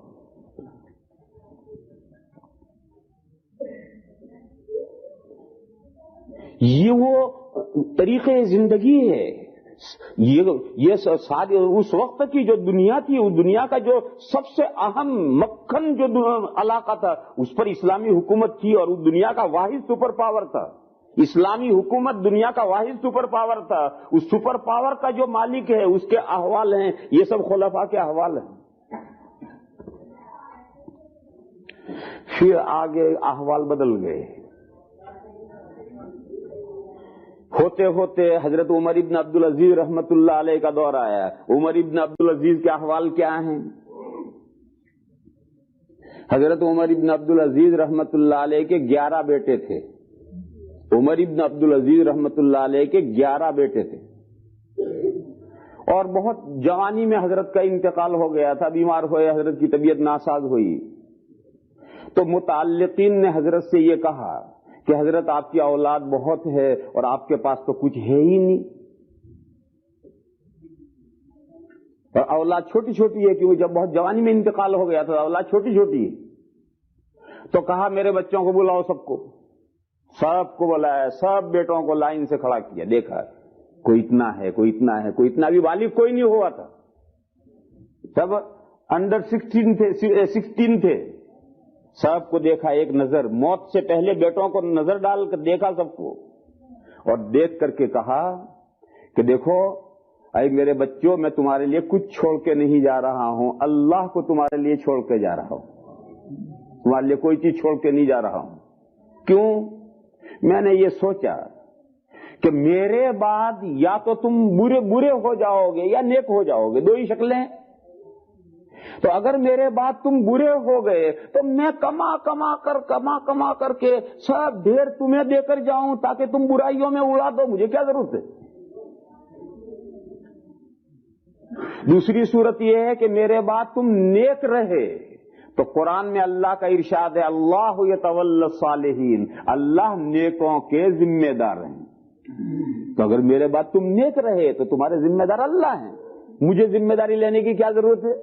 और अगर मेरे बाद तुम बद हुए तो मैं कमाकर तुमको क्यों छोड़कर जाऊं कि तुम बुराइयों में उड़ा दो, जाओ तुम्हें अल्लाह के हवाले किए। वो रावी कहता है कि जब हजरत का इंतकाल हुआ है और हजरत का तरका तकसीम हुआ है तो एक लड़के के हिस्से में 6 दिरहम आए थे। एक दिरहम होता है मेरे ख्याल से 3 दिरहम का आपका $1 है, आपके $1 के 3 दिरहम आते हैं, आपके $1 के 3 दिरहम का $1 बनता है। तो एक लड़के के हिस्से में 6 दिरहम आए थे, यानी $2 एक लड़के के हिस्से में आए थे। ये अमीरुल मोमिनीन का तरका तकसीम हुआ है।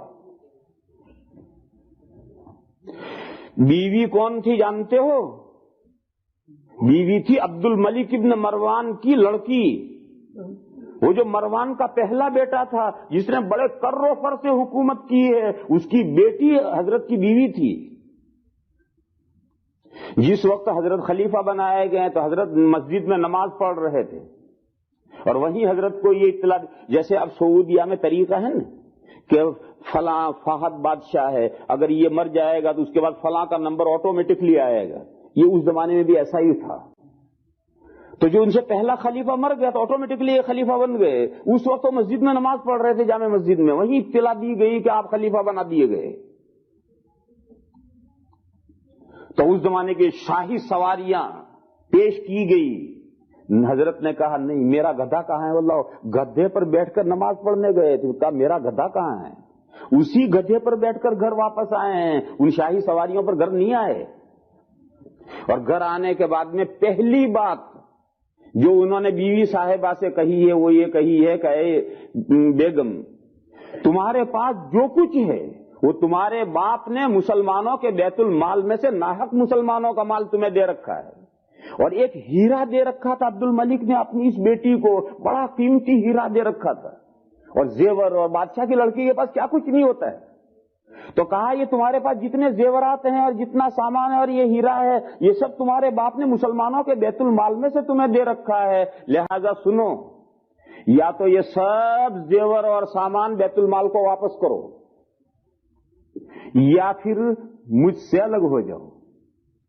میرے ساتھ رہنا ہے تو یہ سب بیت المال میں واپس کرنا ہے، اور اگر یہ مال چاہیے تو پھر مجھ سے طلاق لے لو. وہ بہرحال ان کی بیوی تھی، اس نے سرو چشم سے کہا مجھے لاہور پڑھو، مجھے کیا کرنا ہے. اسی وقت گھر کا سب سامان بیت المال میں داخل کر دیا گیا، سارا زیور سامان سب. کہا تمہارے باپ نے مسلمانوں کے بیت المال میں سے مسلمانوں کا ناحق مال تمہیں دیا ہے، تمہارے باپ کو یہ کوئی حق نہیں تھا، یہ تو مسلمانوں کا مال ہے. اور سارا بیوی کا مال بیت المال میں واپس کر دیا گیا.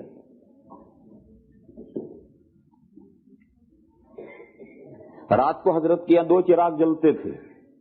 جب تک گورنمنٹ کا کام کرتے تھے تو وہ چراغ جلتا تھا جس کا تیل سرکاری خزانے سے ہوتا تھا، اور جو ہی سرکاری کام سے فارغ ہوئے کہ اپنا ذاتی وہ چراغ بجھا کر اپنا چراغ جلا لیتے.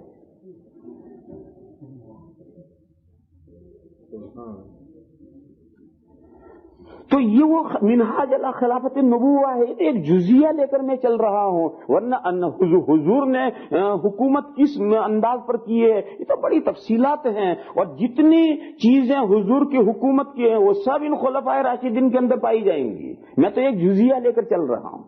میں تو اصل مسئلہ یہ سمجھا رہا تھا کہ یہ سمجھنا صحیح نہیں ہے کہ خلفائے راشدین صرف 4 ہیں. نہیں، وہ 4 تو بالکل شروع میں ابتدا میں آئے ہیں. خلفائے راشدین تو قیامت تک آتے رہیں گے، اور تمام وہ مسلمانوں کے سربراہ جو حضور کے انداز پر حکومت کریں گے وہ سب خلفائے راشدین ہیں. میں بہت پیچھے کی آپ کو ایک مثال دوں. تمام بزرگوں نے تسلیم کیا ہے کہ غیر منقسمہ ہندوستان کے جو بادشاہ تھے عالمگیر رحمت اللہ علیہ، عالمگیر رحمت اللہ علیہ غیر منقسمہ ہندوستان جس میں سے اس وقت میں 6 ملک بن گئے ہیں، اس ہندوستان میں سے اب 6 ملک ہیں: پاکستان، انڈیا، بنگلہ دیش، نیپال، تبت اور برما. یہ سب غیر منقسمہ ہندوستان ہے. یہ اتنا بڑا ہندوستان تھا پہلے. اس پورے ہندوستان پر عالمگیر رحمت اللہ علیہ نے 54 سال حکومت کی ہے. 54 سال اتنے بڑے ملک کے اوپر حکومت کی عالمگیر رحمت اللہ علیہ. اس 54 سال میں ایک نیا پیسہ انہوں نے حکومت کے بیت المال سے نہیں لیا. گزارا کیسے چلتا تھا؟ قرآن کریم لکھتے تھے، بڑے خطاط تھے، بڑا شاندار خط تھا ان کا. قرآن کریم لکھتے تھے اپنے ہاتھ سے، کیونکہ پریس کا دور نہیں تھا، ہاتھ سے لکھی جاتی تھی کتابیں. اور جب پورا قرآن کریم لکھ لیتے تھے تو فروخت ہوتا تھا، اور اس سے جو پیسے آتے تھے اسی سے اپنا گھر کا گزارا چلاتے تھے. خود اپنے ہاتھ سے ایک جاب کرتے تھے اور اپنا قرآن لکھتے تھے، اور وہ بکتا تھا اور اس کے پیسوں سے گزارا چلتا تھا. اور حضرت عالمگیر رحمت اللہ علیہ کے ہاتھ کے لکھے ہوئے قرآن کا ایک پارہ آج بھی دارالعلوم دیوبند میں موجود ہے. بالکل اصلی وہی، پورا قرآن تو نہیں ہے، ایک پارہ موجود ہے اس میں سے. اور اتنا شاندار خط ہے. بلکہ عالمگیر رحمت اللہ علیہ کے جو استاد تھے جن سے انہوں نے خطاطی سیکھی تھی، ان کے استاد کا لکھا ہوا بھی ایک پارہ دارالعلوم دیوبند میں ہے. اس سے جو کچھ آمدنی ہوتی تھی اسی سے تنگی ترشی کے ساتھ گزارا چلتا تھا. تنگی ترشی کا میں آپ کو ایک قصہ سناؤں. عالمگیر رحمت اللہ علیہ کے یہاں ایک تو سرکاری لنگر خانہ تھا. لنگر خانہ یعنی خوب کھانا پکتا تھا اور ضرورت مندوں کو، غریبوں میں تقسیم ہوتا تھا. ہزاروں آدمی، سینکڑوں ہزاروں آدمی روزانہ کھاتے تھے. لنگر خانہ کہتے ہیں اردو میں اسے. ایک تو سرکاری لنگر خانہ تھا، اور ایک حضرت کا اپنا ذاتی باورچی خانہ تھا، کچن.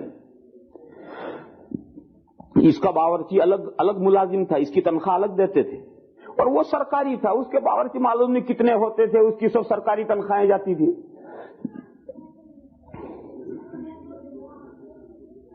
صورتحال یہ تھی کہ حضرت کے ذاتی باورچی خانے میں جو بھی ملازم آ کر رہتا تھا وہ چند دنوں میں اپنے ٹرانسفر کروا لیتا تھا اور وہ سرکاری باورچی خانے میں چلا جاتا تھا۔ حضرت کے یہاں کوئی باورچی رکتا ہی نہیں تھا۔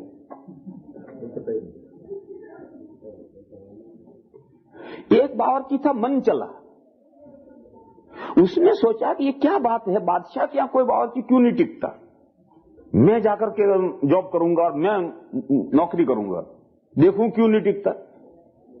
خیر اس نے درخواست دی کہ حضور میں آپ کا کھانا پکانا چاہتا ہوں۔ عالمگیر رحمت اللہ علیہ نے کہا کہ بھئی ہمارے یہاں ایک مہینہ زیادہ باورچی ٹکتا ہے اور پھر بھاگ جاتا ہے اور سرکاری لنگر کھانے میں چلا جاتا ہے، تم بھی یہی کرو گے؟ اس نے کہا نہیں حضور میں تو مروں گا وہاں تک یہیں رہوں گا، جاؤں گا نہیں۔ حضرت نے کہا بولو عہد و پیمان ہے، اس نے عہد و پیمان کر لیے۔ خیر باورچی رہ گیا۔ اب حضرت عالمگیر رحمت اللہ علیہ کا طریقہ یہ تھا کہ روزانہ ایک سیر تول کر کھچڑی پکتی تھی، کچی کھچڑی تول کر ایک سیر یعنی 500 گرام پکتی تھی، اور جب پک کر تیار ہو جائے تو 2 حصے کر کے آدھی حضرت کے دسترخوان پر چلی آتی تھی اور آدھی گھر میں چلی جاتی تھی ملکہ کے لیے، حضرت کی اہلیہ کے لیے، اور دیگچی میں کچھ نہیں۔ اب باورچی کا تو وہی دیگچی میں جو بچتا ہے وہی اصل آمدنی ہے۔ تو روز کا یہی معمول کہ ایک سیر کھچڑی پکتی ہے، آدھی وہاں چلی گئی، وہ عالمگیر رحمت اللہ علیہ نے کھا لی، وہاں پلیٹ میں کچھ نہیں بچا، آدھا گھر میں چلا گیا، وہ وہاں ختم ہو گیا، باورچی صاحب بیٹھے۔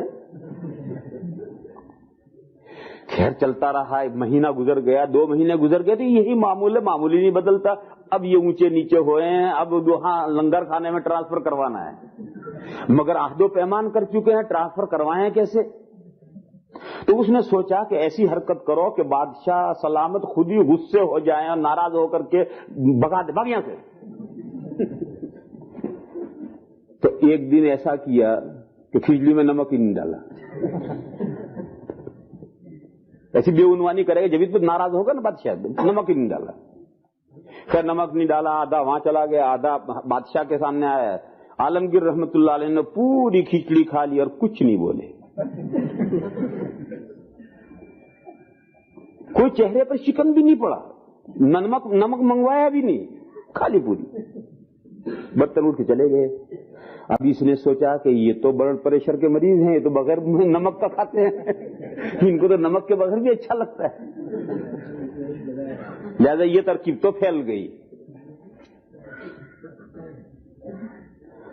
5-7 روز کے بعد میں 2-3 گنا نمک ڈال دی۔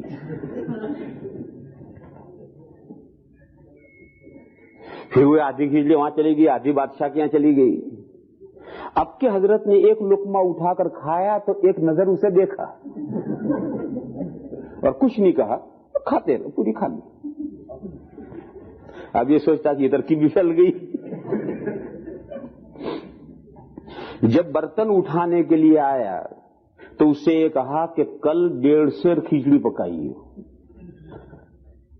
اور جتنی گھر میں جاتی ہے اتنی گھر میں بھیجیو اور باقی ساری میرے یہاں لے آئی۔ اب یہ کچھ سمجھا کچھ نہیں کہ کیا مقصد ہے۔ خیر اس نے تول کر 1.5 سیر کھچڑی پکائی اور گھر میں جتنی جاتی تھی وہ گھر میں گئی اور باقی ساری 1 سیر حضرت کے یہاں آ گئی۔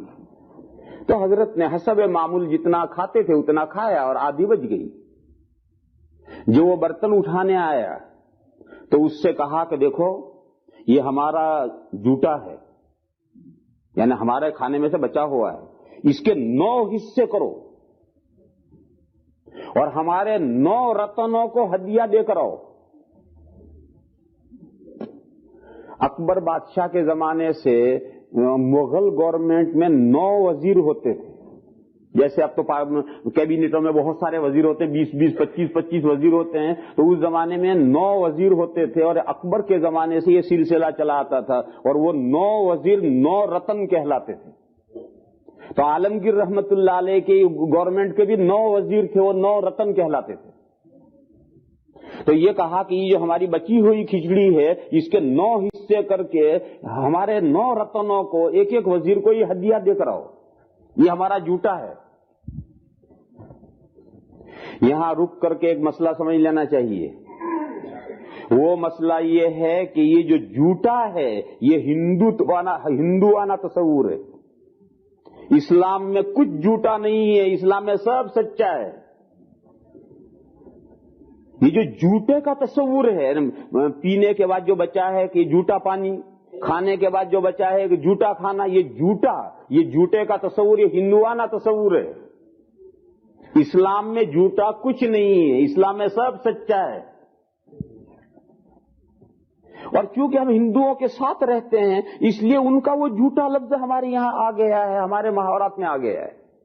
ہندوؤں کے یہاں جھوٹے کا تصور ہے، اور اسی وجہ سے 2 ہندو ساتھ نہیں کھائیں گے، یہ الگ پتے پر کھائے گا، وہ الگ پتے پر کھائے گا، وہ الگ پتے پر کھائے گا، وہ الگ پتے پر کھائے گا، ان کے یہاں وہ جھوٹے کا تصور ہے۔ تو اس لیے میرے بھائیوں سمجھ لو اسے اچھی طرح سے، اسلام میں جھوٹے کا کوئی تصور نہیں ہے۔ اسلام میں جو بچا ہوا ہے اس کے لیے حدیثوں میں جو لفظ آیا ہے وہ لفظ آیا ہے سور۔ سور کے معنی بقیہ، بچا ہوا۔ گلاس میں جو بچ گیا وہ سور ہے، یعنی بچا ہوا۔ کھانے میں جو بچ گیا وہ سور ہے، بچا ہوا۔ اور یہ ایک جو لوگوں میں مشہور ہے کہ سور المؤمن شفاء، مسلمان کا بچا ہوا شفا ہے۔ سور المؤمن معنی مسلمان کا بچا ہوا، مسلمان نے کھایا اس میں سے بچ گیا، مسلمان نے پیا اس میں سے بچ گیا، یہ کھانے پینے سے بچا ہوا، یہ شفا ہے۔ یہ جو مسلمانوں میں مشہور ہے اس کی بھی اسلام میں کوئی اصلیت نہیں، اسے بھی سمجھ لو، اس کی بھی اسلام میں کوئی اصلیت نہیں ہے، بلکہ بہت سے لوگ اسے حدیث کے طور پر بیان کرتے ہیں، سور المومن شفاء، لیکن حدیث کی کتابوں میں اس کی صراحت ہے کہ یہ کوئی حدیث نہیں۔ حدیث کی کتابوں میں جو گھڑی ہوئی حدیثوں کی ہیں اس کے لیے کتابیں الگ ہیں، انہوں نے بتلایا کہ یہ حدیثیں گھڑی ہوئی ہیں، وہ موضوعات کی کتابیں کہلاتی ہیں۔ تو موضوعات کی کتابوں میں یہ صراحت ہے کہ سور المؤمن شفاء، اس حدیث کی کوئی اصل نہیں، یعنی یہ حضور کا ارشاد نہیں۔ لہذا یہ تصور بھی اسلامی نہیں ہے کہ کسی کا بچا ہوا جو ہے اس کو استعمال کرنا ہی چاہیے، وہ شفا ہے، نہیں، یہ کوئی نہیں۔ دیکھو یہاں رکو، پھر ایک تو ہے مسلمان کا بچا ہو، میں اس کے بارے میں گفتگو کر رہا ہوں، اور ایک ہے کسی نیک آدمی کا بچا ہوا۔ کسی نیک آدمی کا بچا ہوا وہ تبرک ہے، اس کی اسلام میں اصل ہے۔ کسی نیک آدمی کا کھانے سے بچا ہوا، پینے کے بعد بچا ہوا، یہ تبرک اس کی اسلام میں اصل ہے۔ کیا اس کی اصل ہے؟ حضور اکرم صلی اللہ تعالی علیہ وسلم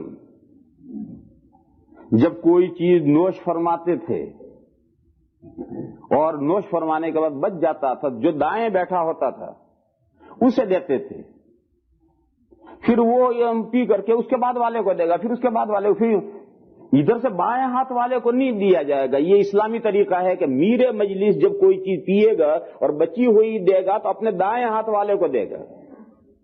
الایمن فالایمن، یہ حدیث ہے کہ دائیں کو دو، پھر وہ اپنے دائیں کو، پھر وہ اپنے دائیں کو، یہ طریقہ اسلامی ہے۔ تو حضور اکرم صلی اللہ تعالی علیہ وسلم نے ایک مرتبہ دودھ نوش فرمایا، کسی نے دودھ کٹورا پیش کیا تو حضور نے نوش فرمایا اور بچ گیا، تو ادھر دائیں طرف ابن عباس بیٹھے ہیں، جو لڑکے ہیں، کتنے ہیں، کوئی بچہ بھی یہاں نہیں ہے، 11-12 سال کے بچے، عبداللہ ابن عباس یہ 11-12 سال کے ہیں۔ جب حضور کی وفات ہوئی اس وقت تک وہ بالغ نہیں ہوئے تھے، بالغ ہونے کے قریب ہوئے تھے، تو اس وقت یہ 11-12 سال کے ہیں، اور ادھر صدیق اکبر بیٹھے ہیں بائیں طرف۔ یہ تو صحابہ میں سب سے افضل ہیں، اور یہ بچہ ادھر اتفاقاً بیٹھا ہے۔ تو حضور نے جب بچ گیا تو حضور نے اس بچے سے کہا کہ اگر تو اجازت دے تو میں یہ بچا ہوا ان کو دوں۔ تو بچے نے کہا حضور آپ کا بچا ہوا میں دوسرے کو دینے کی اجازت نہیں دیتا۔ اس نے کہا کہ لا اوثرک علی سورک احدا، میں آپ کے بچے ہوئے پر دوسرے کو ترجیح دوں؟ میں دوسرے کو ترجیح نہیں دیتا۔ تو حضور نے گویا ناراض ہو کر کے زور سے اس کے ہاتھ میں پیالہ پٹکا کے لے پی.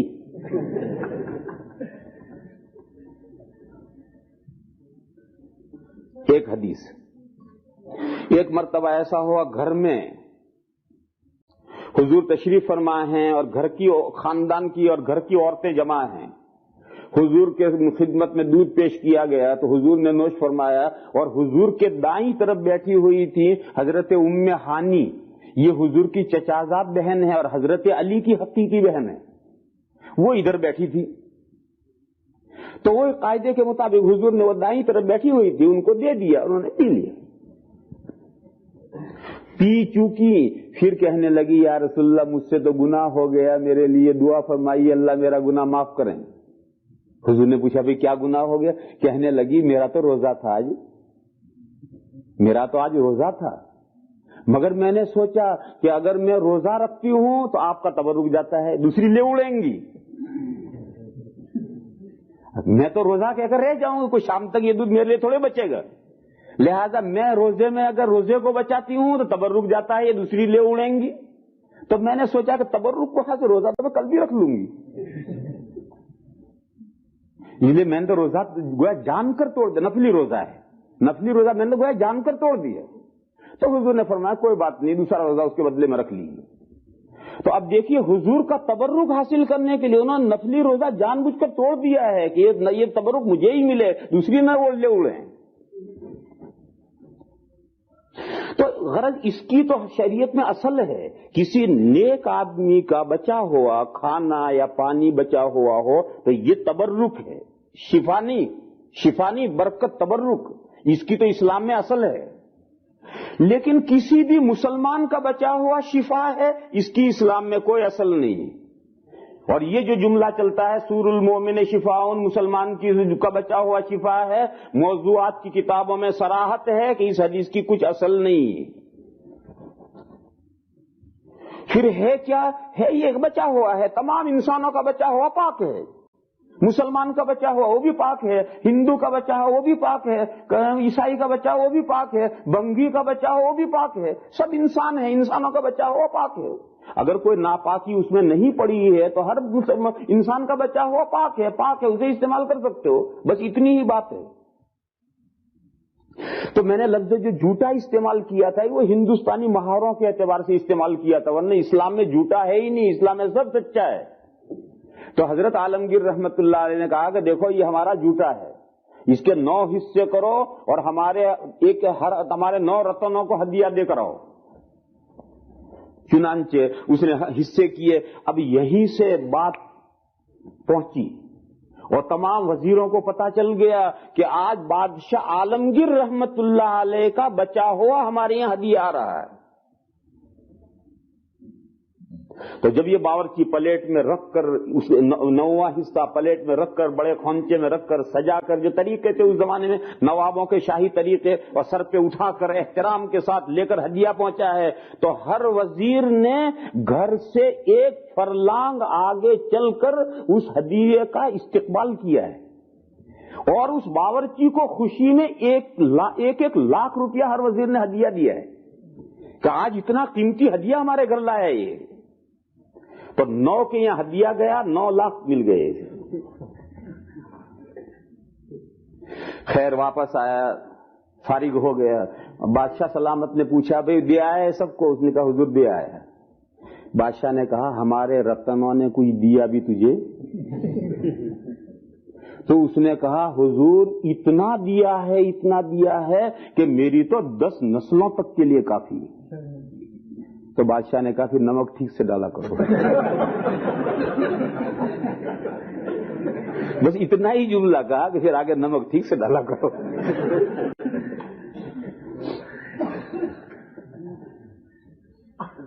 لا الہ الا اللہ العلی الکریم.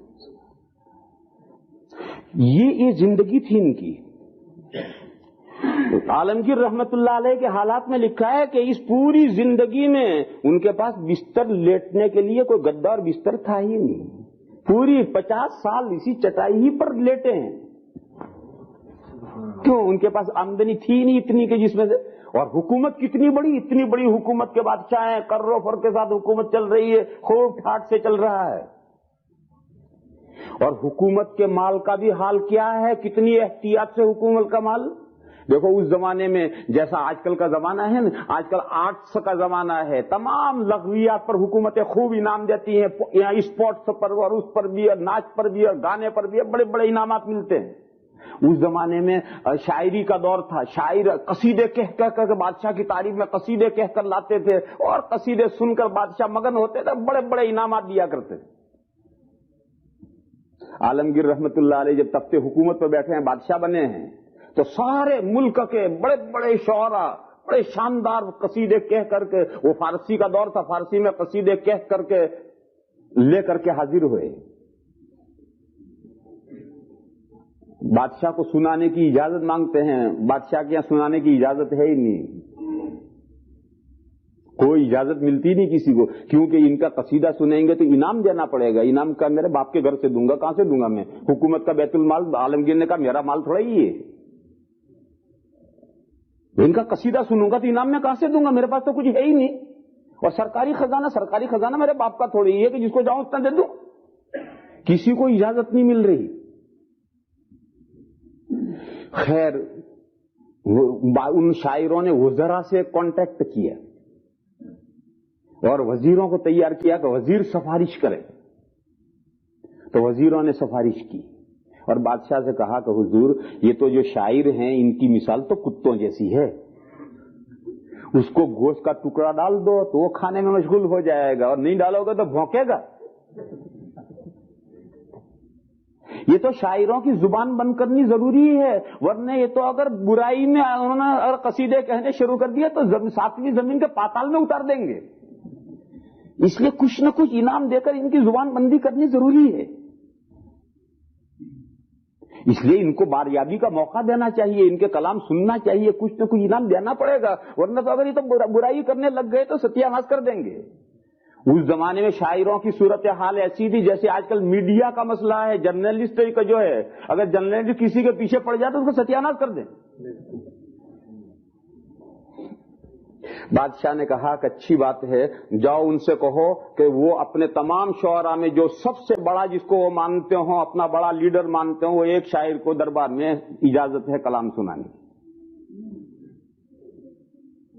تو جو سب سے بڑا اس زمانے کا شاعر تھا اسے اجازت ملی اور وہ دربار میں قصیدہ پڑھ سنانے کے لیے کھڑا ہوا. اور اس نے قصیدہ یہاں سے شروع کیا، اے کہ تاج دولت برسرت. بس یہاں تک جملہ بولا اور عالمگیر رحمت اللہ علیہ نے کہا کہ شاعر عروض میدانی، کہا اے شاعر فن عروض جانتا ہے؟ فن عروض میں وزن ہوتا ہے، وزن کے اوپر شعر کو کاٹا جاتا ہے.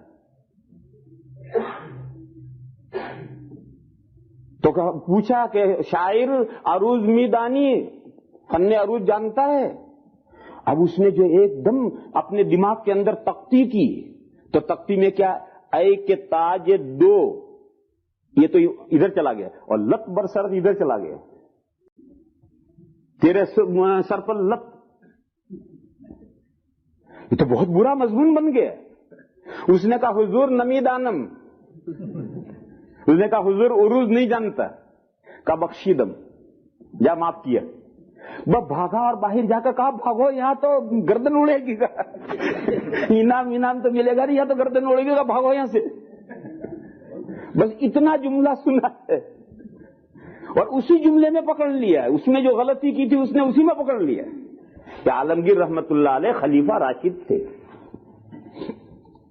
تو میں تو اصل مضمون کیوں، وہ جو حضور والی زندگی، وہ زندگی کے نمونے آ رہے ہیں سب. جو طریقہ حضور کا حکومت کرنے کا تھا وہ طریقے پر قیامت تک جو بھی حکومت کرے گا وہ خلیفہ راشد ہے. خلافت علی منہاج النبوہ جو بھی کرے گا وہ سب خلفائے راشدین ہیں. اور خلفائے راشدین اسلام میں صرف 4 ہی نہیں ہیں، ہزاروں ہو سکتے ہیں، اور آج بھی ہو سکتے ہیں اور آئندہ بھی ہو سکتے ہیں اور قیامت تک سبھی ہو سکتے ہیں. اور وہ جو 4 خلفائے راشدین ہیں وہ تو بالکل حضور سے متصل آئے ہوئے ہیں.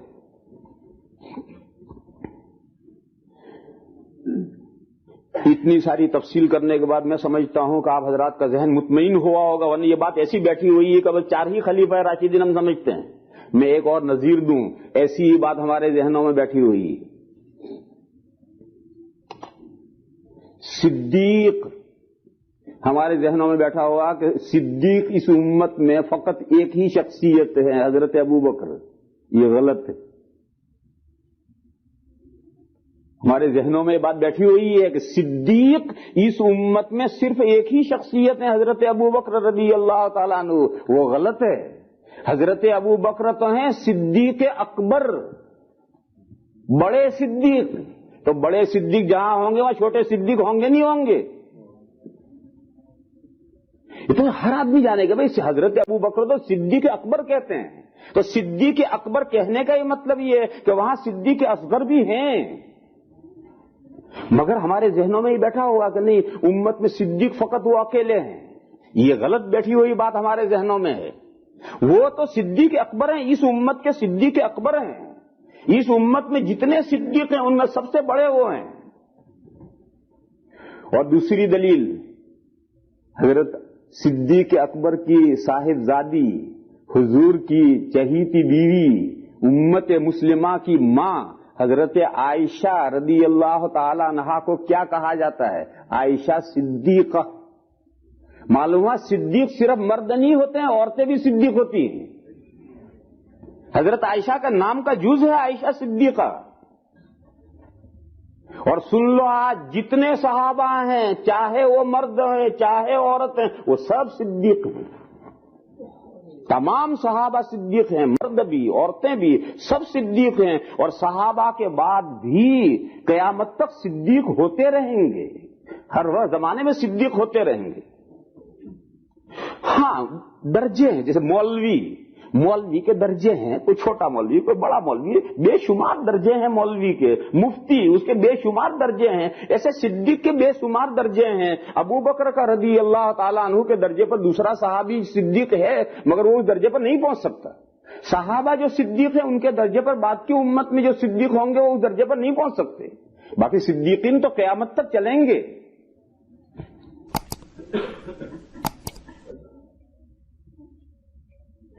قرآن کریم میں ایک سورت پاک ہے سورت الحدید. اس سورت الحدید میں یہ مضمون آیا ہے کہ صدیق کون شخصیت کہلاتی ہے، یعنی کیا خوبیاں اور کیا اس میں خصوصیتیں پائی جائیں تو وہ صدیق کہلاتا ہے. اولئک هم الصدیقون والشہداء عند ربهم.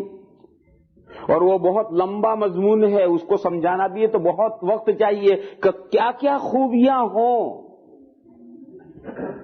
تو وہ صدیقیت کے مقام پر پہنچے گا. دیکھو میرے بھائیوں، ہم میں سے ہر کوئی صدیق کے مقام پر پہنچ سکتا ہے. کرو ہمت. کیا خوبی پیدا کرنی ہے؟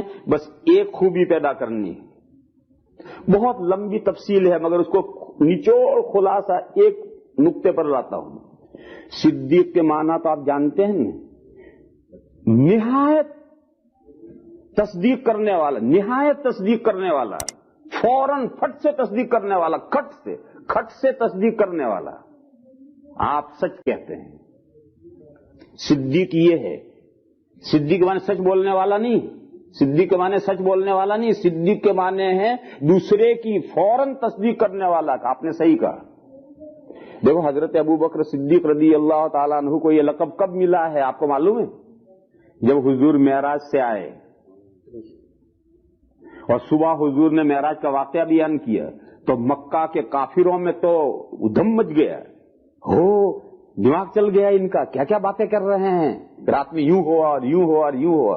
کوئی ان کافروں میں سے حضرت ابو بکر کو ملا اور اس نے کہا تمہارے وہ جو بڑے ہیں وہ تو آج رات کی یہ باتیں کرتے ہیں. اور اس نے وہ باتیں نقل کی. ابھی حضرت ابو بکر کی حضور سے ملاقات نہیں ہوئی اور حضور سے نہیں سنا، اس کافر نے بتلایا. تو حضرت ابو بکر نے کہا کہ اگر یہ باتیں حضور اکرم صلی اللہ تعالی علیہ وسلم فرماتے ہیں تو صحیح فرماتے ہیں. اور میں تو یہ تو چھوٹی سی بات ہے، مکہ سے بیت المقدس ایک رات میں چلے جانا یہ کون سی بڑی بات ہے؟ میں نئی دلی سے ٹورنٹو صبح فجر کی نماز پڑھ کر چلا تھا اور یہاں عصر کی نماز میں یہاں پہنچ گیا۔ ایک دن میں نئی دلی سے ٹورنٹو پہنچ سکتا ہوں، مکہ سے بیت المقدس تو 1 گھنٹے میں جہاز پہنچتا ہے۔ تو یہ کون سی بڑی بات ہے؟ حضرت صدیق اکبر نے کہا کہ میں تو اس سے بڑی بڑی باتیں مانتا ہوں کہ اللہ کے یہاں سے فرشتہ وحی لے کر آتا ہے اور اللہ کا کلام لے کر حضور کے پاس آتا ہے اور اللہ کا وہ کلام ہمیں سناتے ہیں، میں تو یہ باتیں مانتا ہوں۔ تو معمولی باتیں کہہ رہا ہے۔ اس دن حضرت ابوبکر کو صدیق کا خطاب ملا ہے کہ جب ان کے سامنے ایک دین کی بات آئی تو ذرا جھجک نہیں، فٹ سے انہوں نے کہا صحیح، اگر حضور نے فرمایا تو 100% صحیح۔ یہ ذہن کہ دین کی بات فوراً قبول کر لے آدمی، بس یہ ہے صدیقیت کا مقام شروع ہو۔ اور مثال سے سمجھو، ہم کھاتے ہیں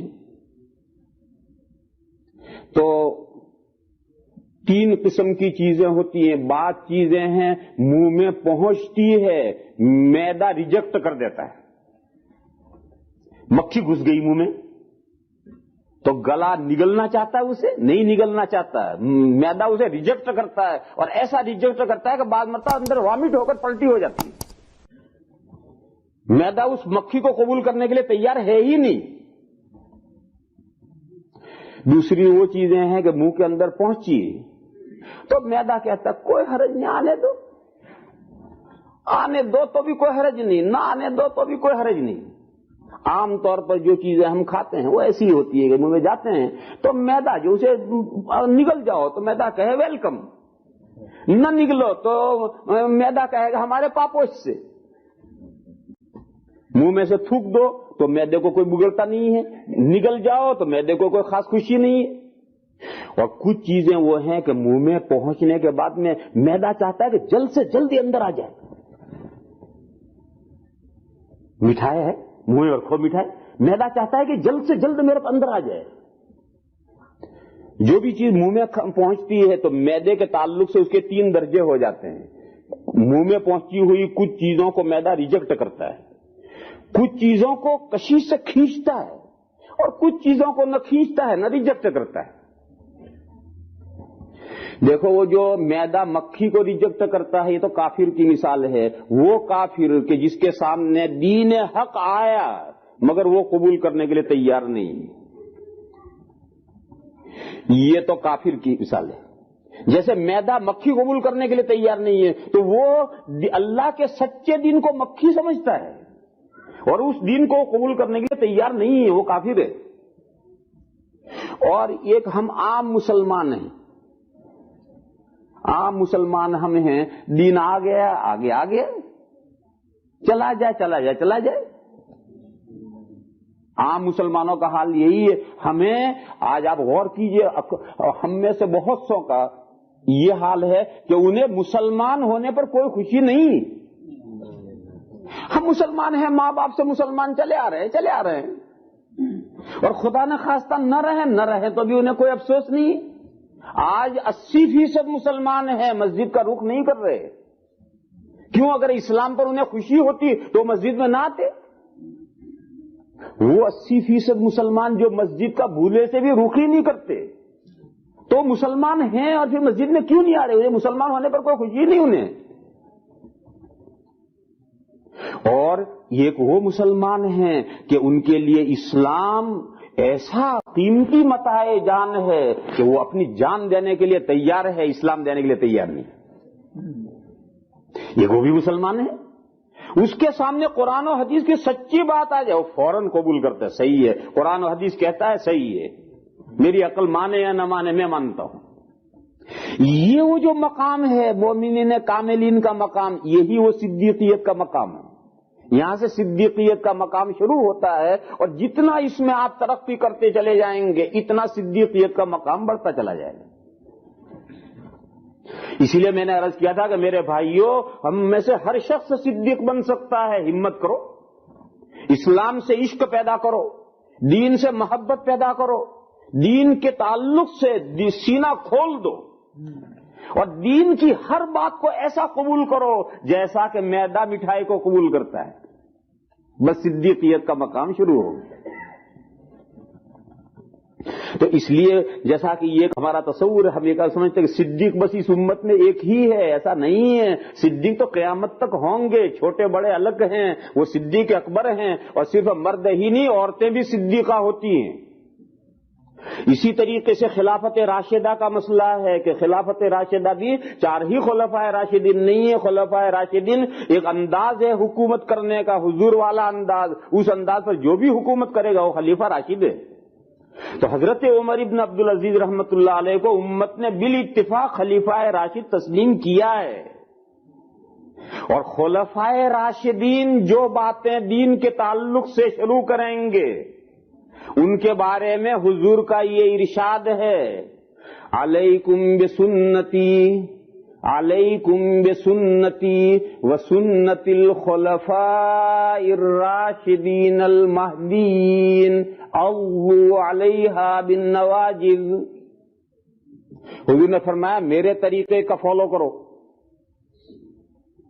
لازم پکڑو، فالو کرو نہیں، لازم پکڑو، مضبوط پکڑو میرے طریقے کو، علیکم بسنتی، اور میرے وہ خلفاء جو راہ یاب ہیں، ہدایت مآب ہیں، ان کے طریقے کا فالو کرو، اور ان کے طریقے کو ڈاڑوں سے مضبوط پکڑو، چھوڑو مت اس طریقے کو۔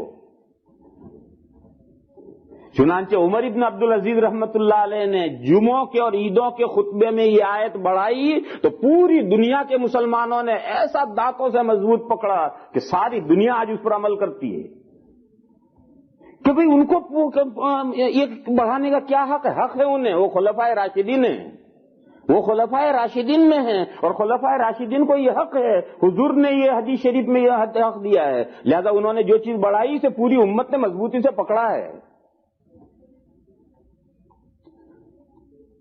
اس سے آپ اس آیت کریمہ کی اہمیت سمجھ سکتے ہیں۔ ابھی تو اہمیت بھی بہت لمبی چوڑی بیان کرنی باقی ہے، اور ہمارے قاری صاحب تو کہتے ہیں تھوڑا سا وقت لیں گے، لہذا بات یہیں ختم کر دیں۔ یار زندہ صحبت باقی، وآخر دعوانا ان الحمدللہ رب العالمین۔ اللہم صلی وسلم وبارک علی سیدنا مولانا محمد وعلی آل سیدنا مولانا محمد بعدد من صلی وسلم۔ اللہم ارنا الحق حقا وارزقنا اتباعہ وارنا الباطل باطلا وارزقنا اجتنابہ۔ اللہم لا مانع لما اعطیت ولا معطی لما منعت ولا ينفع ذا الجد منك الجد۔ اللہم انک عفو کریم تحب العفو فاعف عنا۔ اللہم اننا عبادک المذنبون فتب علینا انک انت التواب الرحیم۔ سبحان ربک رب العزة عما یصفون وسلام علی المرسلین۔